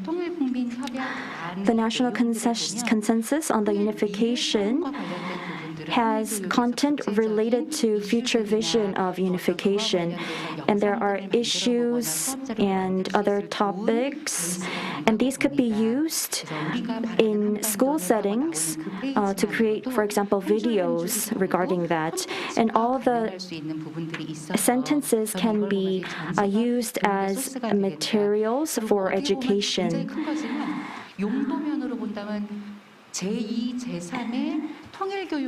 And this could be a secondary and tertiary kind of source for carrying out our unification education. And based on this, I'm sure there will be people who become interested in unification education, and they refer to the consensus to prepare for their classes and presentations. So I believe the national consensus on the unification can play the role of another guide for educators. These educators can refer to the sentences mentioned in the consensus to create education materials and hold events in the future. So I hope that the National Assembly and other governmental organizations can cooperate and support the consensus so that in schools and other organizations, the consensus can play the role of giving guidelines and recommendations to different organizations. And as we've seen in the recommendations, we had different content regarding different topics, and we should have voluntary discussions regarding these different topics. Now, we also held a discussion in Seoul and Gyeonggi province as well, and we also had a social dialogue in Kangwon province as well. So a social dialogue is used like a proper noun, and it could be used by many different individuals.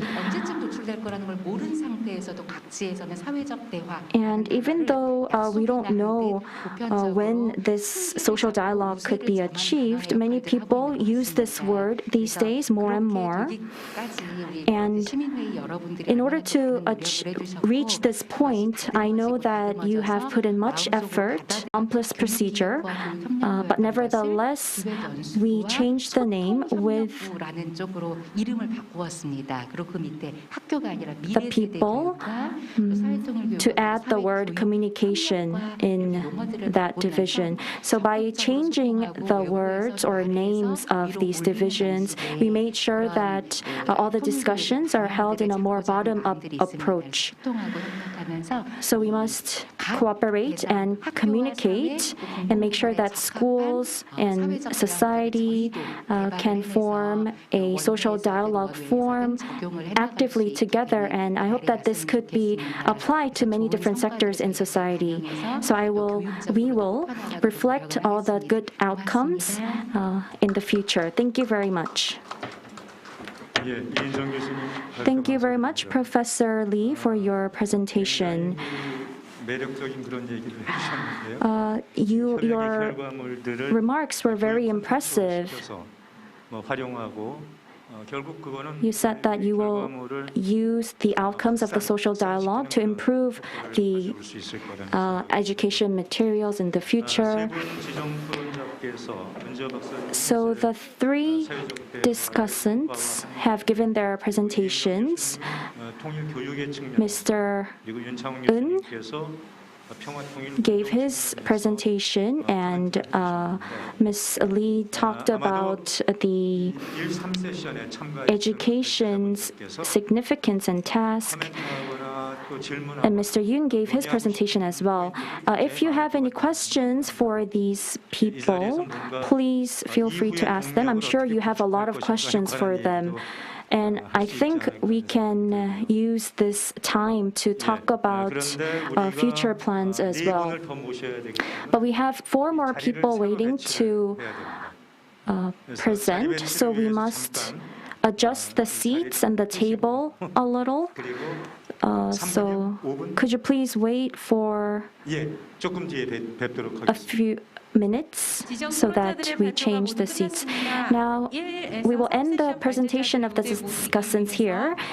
We will shift the seats and arrange the table again. We will begin the roundtable discussion in a few minutes. Thank you very much.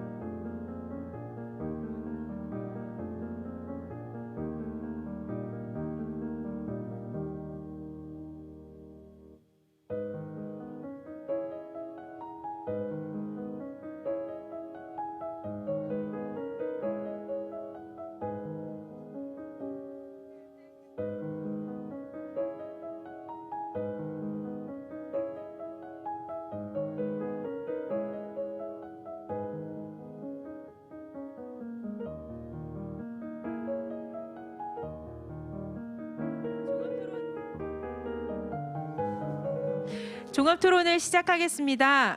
Now we will begin the final discussion. If you have any questions regarding the discussions, you can use the chat room on YouTube, and we will answer the questions during the discussions. All right, now I will give the microphone to Professor Shin. Earlier, I asked the working group staff members regarding questions, but they don't have any questions yet, so we have 7 people here, and we will have a discussion among these 7 discussants first. And with the earlier sessions, we've already had time constraints, so please let's introduce yourselves first. Hello, my name is Jaeho. I'm the Senior Research Fellow of the Korea Institute of Public Administration. My name is In-jeong Lee from the National Institute for Unification. My name is Changwon Yoon, Professor at Seoul Digital University. And my name is Taeho Lee, Co-Chair of the Steering Committee and the Co-Chair of the Civil Society Organization Network in Korea. My name is Hunjo Lim, and I am from the Korea NGO Association, which is a conservative group. I think there is a sense of friendship among the 2 different organizations. My name is Chunseok Kim from Hanguk Research. My goal is to deliver my statements regardless of being conservative or progressive. My name is Heejae, and I'm the Vice President of the ORP Institute. Thank you very much for the introduction. Mr. Lee and Mr. Lim are sitting next to each other, and you're talking about conservative and progressive. You have worked for many years together. How many times did you fight with each other? In the past, I was literally feeling very sick over fighting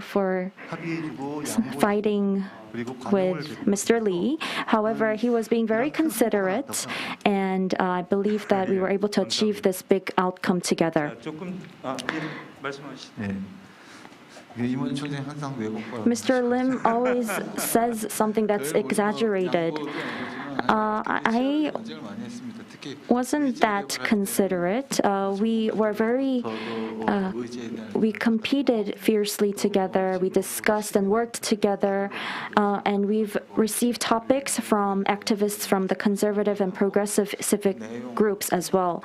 And we were able to categorize them. And during the process, we had a lot of discussions, and we had opinions of ourselves, and we delivered them rationally to each other. But when we were forming focus questions, it was a very difficult process because we had to explain to each other how to form these sentences from a conservative's view and from a progressive's view. And despite many different views, we were able to create a special bond between the 2 of us. If we carry out a social dialogue, we have to invite the participants, and we have to give basic information to them. And then there's the stage of engaging in discussions. At the stage of providing basic information, if there's a bias that leans towards the conservative or progressive political view, then this may not be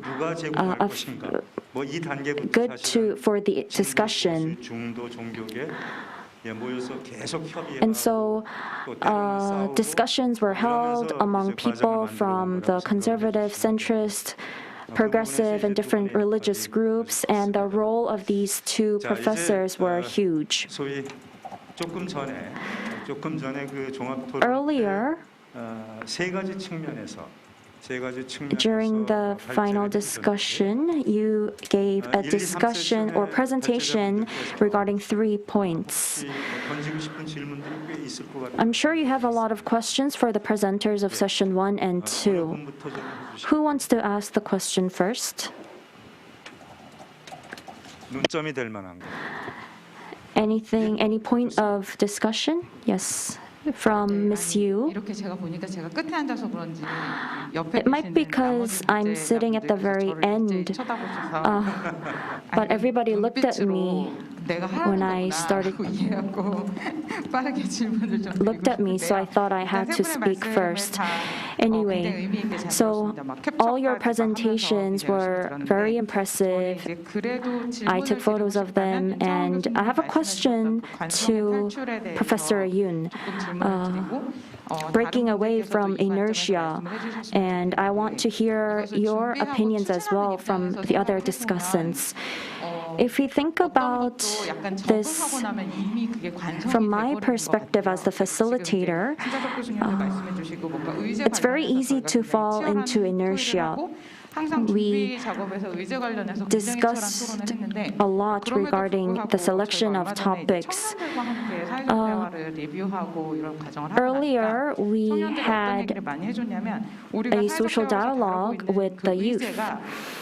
They said the topics that we are dealing with are not that novel or that impressive. All these topics themselves have fallen into inertia. So what can we do as the steering committee to perceive this inertia, and how can we monitor them, and how can we break away from them so that we can always have new perspectives? That's my question. 윤창훈 교수님. Professor Yoon? 짧은 시간에 답변을 하기가 힘든 질문을 주시긴 했는데 Professor Yoon, so regarding inertia, 체제의 갈등이라든지 이런 we can talk about many different topics from the perspective of ideologies. We can say that we have inertia, and like you said earlier, there are requests for something new. And that is why I mentioned the character from Squid Game as well. We have to look into how we can expand the issues of the communication with the youth. And it's also a challenge and a task for me as well. Earlier, we heard one of the professors talk about where we should use our taxes. Institutionalizing the dialogue could be a very significant method for your concern. Thank you very much for the answer. So regarding this question, I think Mr. Eun has some comments as well. From a technical perspective, I would like to give an answer regarding this question. I think we can lower the level of the topics. They're already very high. A question regarding whether we should reach unification, achieve unification or not, is a pretty easy topic. If we lower the level of the topic, we will have more different views, and overcoming that is a task that we must solve together. And that is how our discussion tools will be improved and developed. And that is when the conservative and progressive can form a joint community together. Are you satisfied with the answer? Yes, thank you very much. So, well, Professor Yoon said, actually, he can't deal with this issue in a short period of time. Maybe he should should be given more opportunity and more time for a separate lecture. And I hope to learn more from you. Mr. Kim? So a question may be related to the previous one, to Dr. Eun. Maybe a request. So social dialogue is unique as a method for public deliberation. It is a way for consensus building, and there are conditions for consensus. And there have been a unique process for consensus building in this social dialogue.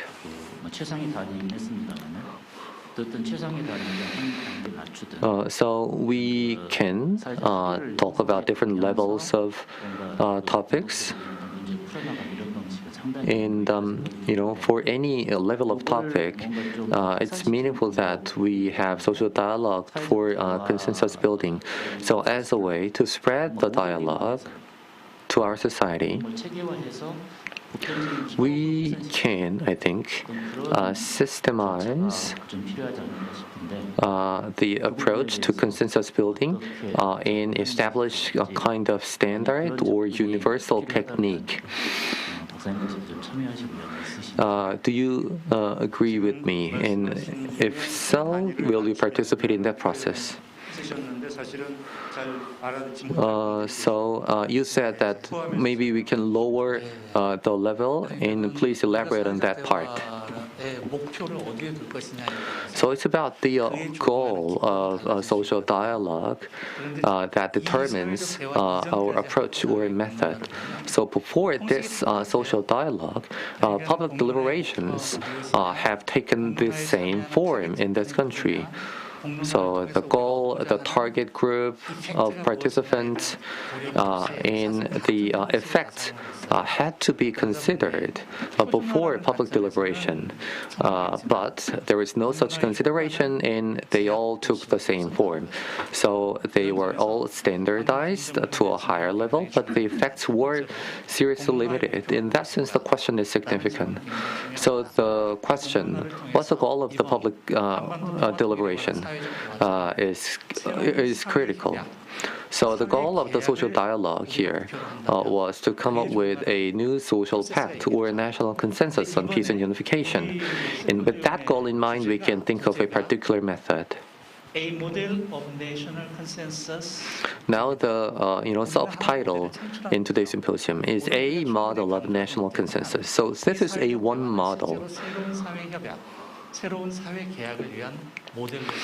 So this is a model for a new kind of social consensus or pact, and we have made efforts for the last 4 years. And although nobody envisioned at the beginning, this social dialogue effectively took the form of a civic assembly. That's why I want to congratulate the organizers in the ORP Institute on the success.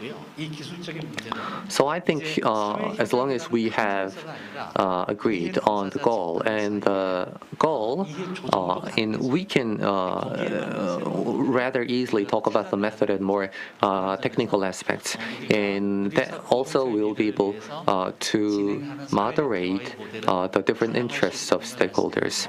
So I'd like to emphasize that we can use diverse models for social dialogue, and if you decide to develop more such models, I will be pleased to join you if you invite me. So this could be related to the soft power and K model that Professor Yoon talked about. Yes, right. So it really requires a lot of thinking for us to really spread the social dialogue. Now, Mr. Lim? Right. So I will ask a question for Professor In-jeong Lee from the National Institute for Unification Education.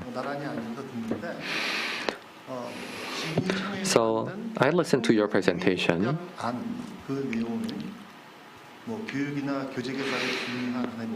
And you said that the draft national consensus can be an education material, and that was an insightful.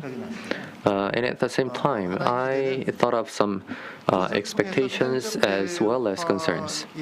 So one expectation or hope is when we educate people on the significance of the social dialogue, we'll be able to make the unification education richer in content.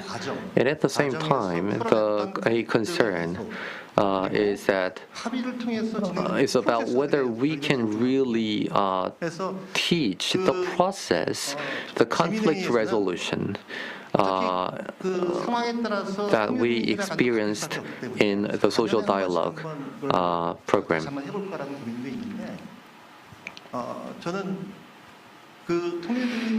So I think the experience of the 4 years itself has been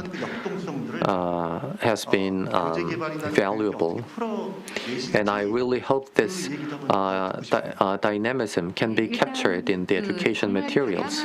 How can this be possible? Right, I think we can really use the outcome of the social dialogue for education in many ways. So in Korea, since February this year, all education sessions use video clips of the social dialogue, and I also share the draft national consensus in the chat box. So this is highly appreciated by the participants of the education.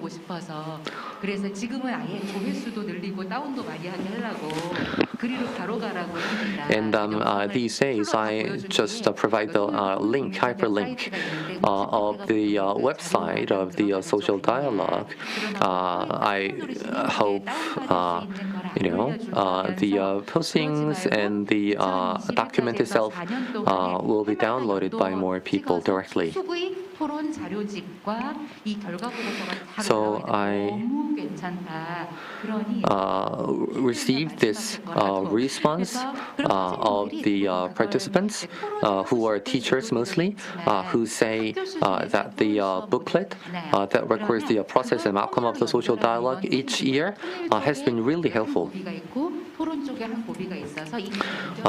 There are challenges for teachers in unification education, which is linking the topic of unification itself in discussion method. They said it's been helpful because the booklet really shows the sources, provides the sources that they can pick for the unification topic itself and the method for discussion. And in the last couple of years, I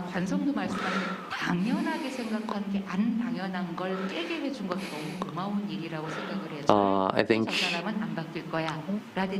there has been many social conflicts, for example, regarding hatred. And as mentioned by Professor Yoon, the social dialogue has been meaningful in allowing people to change their thoughts and actually reaching a consensus, which is quite opposite to what people believe and what our society has been showing, the inertia. So this can be really helpful in resolving conflict and hatred. And actually, this was a separate topic for a separate booklet that we published. And as I mentioned in the last part of my presentation, now adult learners are very diverse in their backgrounds. So I think we can come up with a specialized education session for teachers. For example, in a session specialized for public officials. And for communities with a soft approach to peace and unification for local development, for example, a Kangwon province. Because it's the local communities like the Kangwon province that can benefit from peace and unification. So this can be a separate module we can develop from the achievement of the dialogue. So I think we need to conduct further research to develop such education materials and social dialogue models targeted for different groups. 바람은 실현의 시작입니다. 올 겁니다. If you hope so, then I'm sure this will be realized in the future for sure. 예. 저는 일단 질문이지만 제 얘기를 좀 하고. I would like to make a few comments before I ask questions. So regarding the model, you mentioned a consensus workshop model and the consensus model as well. I think the model for social dialogue is a mix of different models. We didn't have a consensus model in the past, and there were little consensus models like the labor consensus model. So initially, we had given up on coming up with a model for the social dialogue.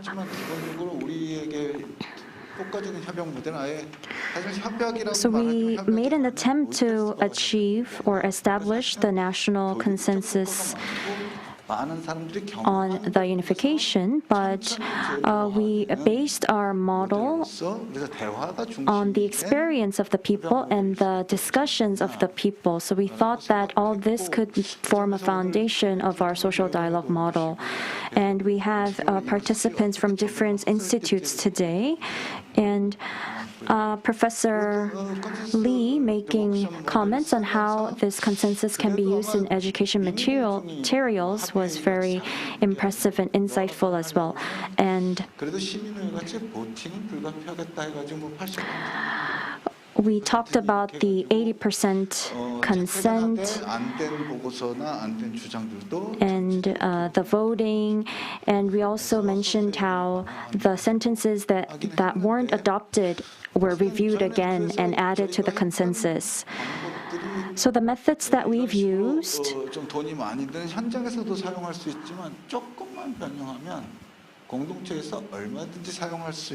were supported financially, and if they are improved, they can be used in other different sites such as schools.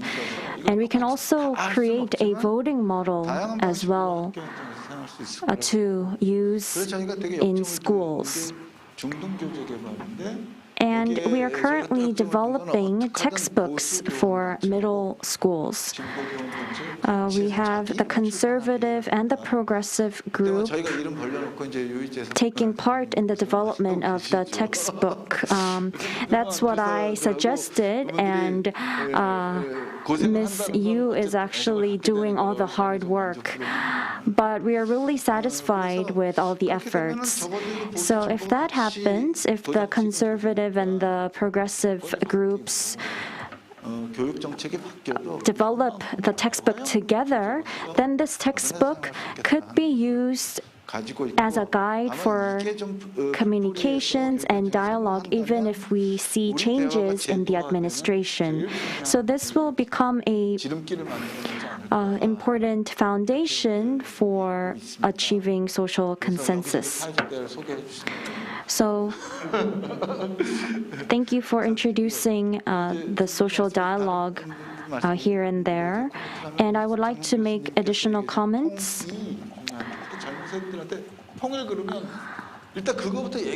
You said it's important to make sure that unification becomes, or the justification of the unification becomes the first topic to be discussed among the youth.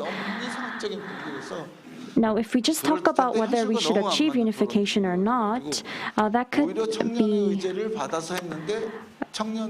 too difficult as well. The youth tend to think of complex issues as an issue that they must say yes to or no to, for example. Our goal is to achieve social consensus, and you mentioned 3 phases regarding this. What did you say? You said coexistence, and that statement was very encouraging, and I thought we should continue to maintain this spirit as we work through. But all this is about money and funding.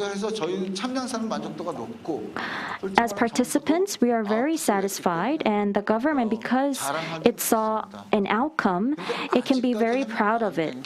But what we haven't achieved yet is what significance does this outcome have to the policymakers?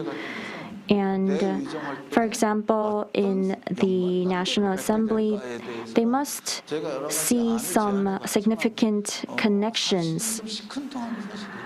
And I think they're not that active or responsive regarding this consensus. So we are talking about a model here. In order for this model to be somewhat binding, we must make more efforts. And you, Professor Yoon, mentioned that we must lower the level of the topics. But I would like to hear more about how this could be done. And I would like to hear from Ms. Lee regarding how this could be brought to schools. Since we do not have much time left, please keep your answers as short as possible. Yes, I will keep it short. I will make 3 comments. Next year, we will have a new government, whether it be conservative or progressive. We must carry out or continue this social dialogue in the future. We have to make sure that 2 things are done. So we had unification activists and conservative and progressive activists having discussions in 17 different regions in the country. I hope that we could achieve deliberation among these people regarding many different issues related to the inter-Koreas. And secondly, Professor Tatsuro Sakano said earlier as well that this deliberation shouldn't just end here, but should have a legal basis so that it's somewhat binding. And this is the model of the civic assembly that is being carried out in Europe. And I hope I have an opportunity to introduce that in the future. I will keep my answer short too. So what I regret is that if we take a look at the sentences in detail, regarding unification education, there's just one sentence that explains that. I wanted to promote sentences related to unification education. I used the sentence in the teacher's class. So the guide of the unification education is the main guide we refer to. It includes the 15 directions and goals, as I said earlier. That's a must, and that's the main guide.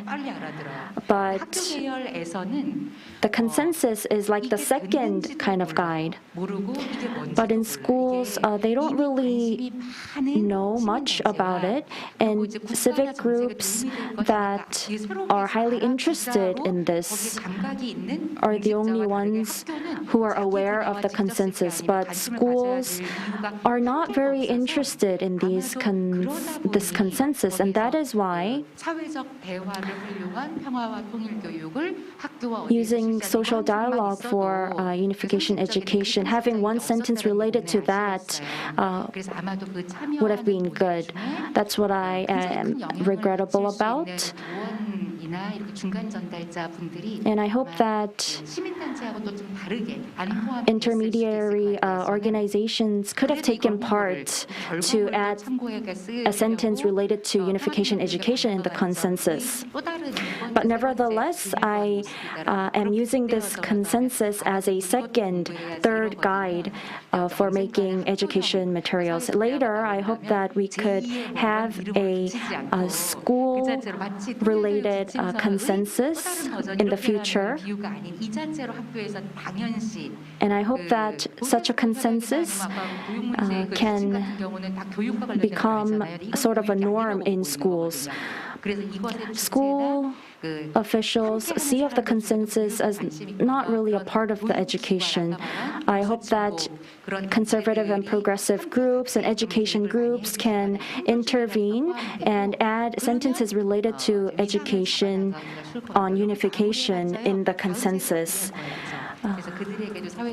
So we have to make sure that our next generations can engage in unification education, and to that end, teachers must be familiar with this consensus.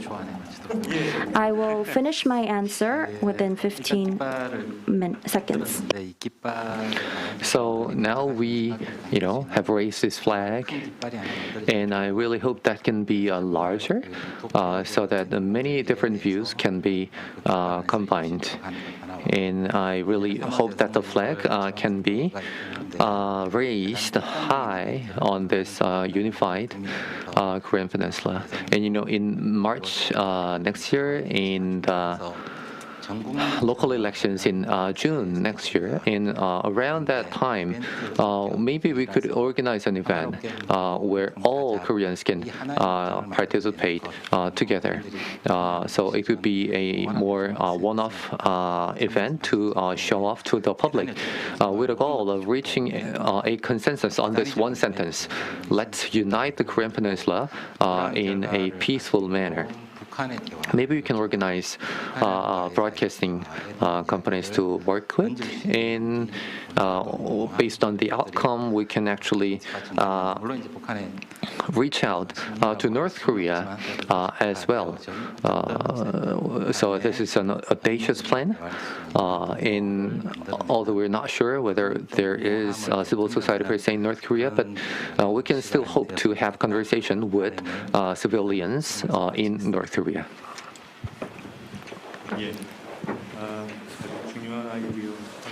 So thank you very much for that great idea. Now we're approaching the time to wrap up the symposium. And I want it to be this way.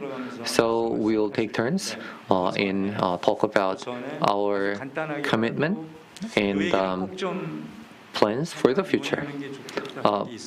Is there any topic you want to raise before that? Yes, please go ahead. So a topic other than the last comments. Now this is an international symposium with interpretation services as an attempt to share this discourse globally. And recently we had a youth discussion in Seoul with more than 250 young people globally. And many Korean young people said that they didn't expect young people abroad would have a lot of interest on the issues of the Korean Peninsula. And young people abroad was saying that they never knew that there are young people in Korea who's making a lot of efforts for peace and unification in the Korean Peninsula. So I'm often asked about why we are trying to work with other people in other countries when we are yet to resolve the conflicts in this country in the first place. But I really believe that, as someone mentioned, the K piece or K model, we have to make more efforts and think harder about globalizing our progress. Any comment regarding that? Well, I think Mr. Lim and I discussed this in a review meeting of the Agenda Committee with officials from the Seoul Metropolitan Government.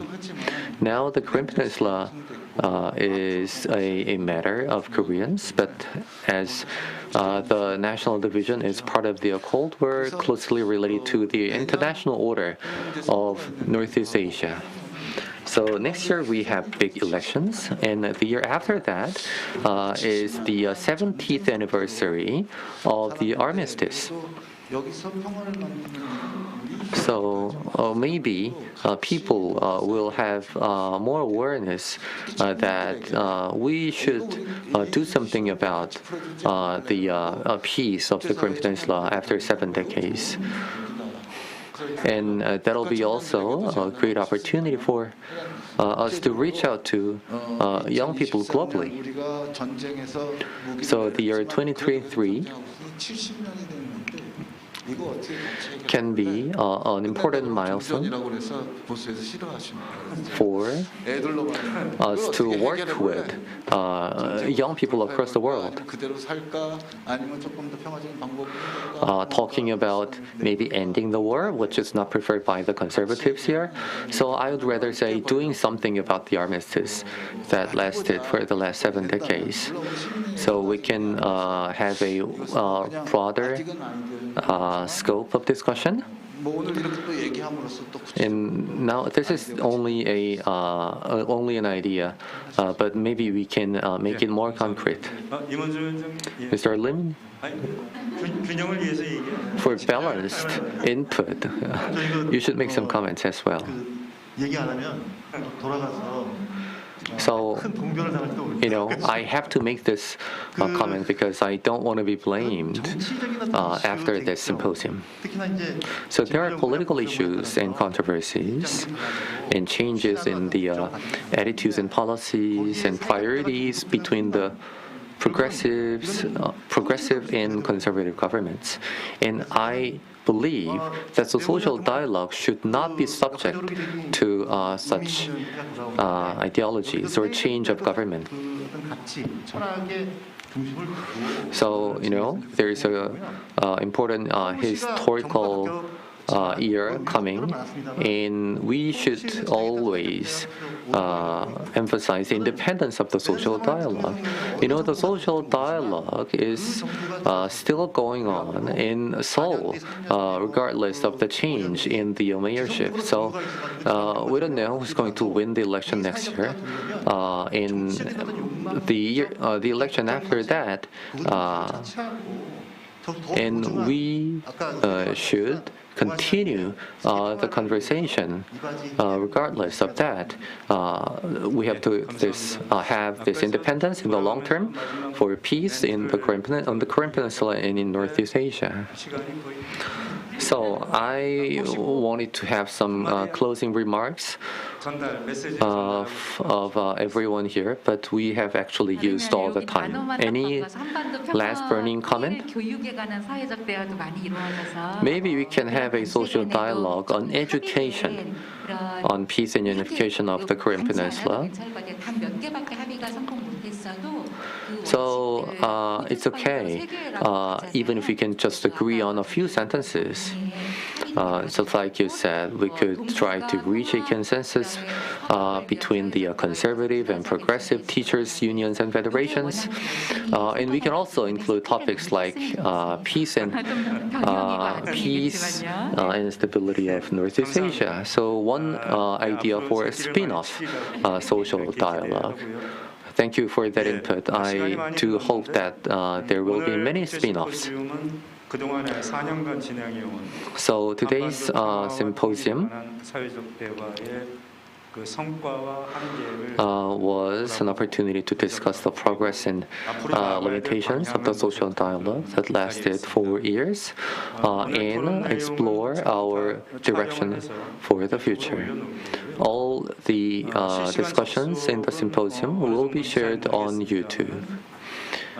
Although I'm not sure about how many people are watching this, but we'll make sure that many people can easily access the YouTube channel.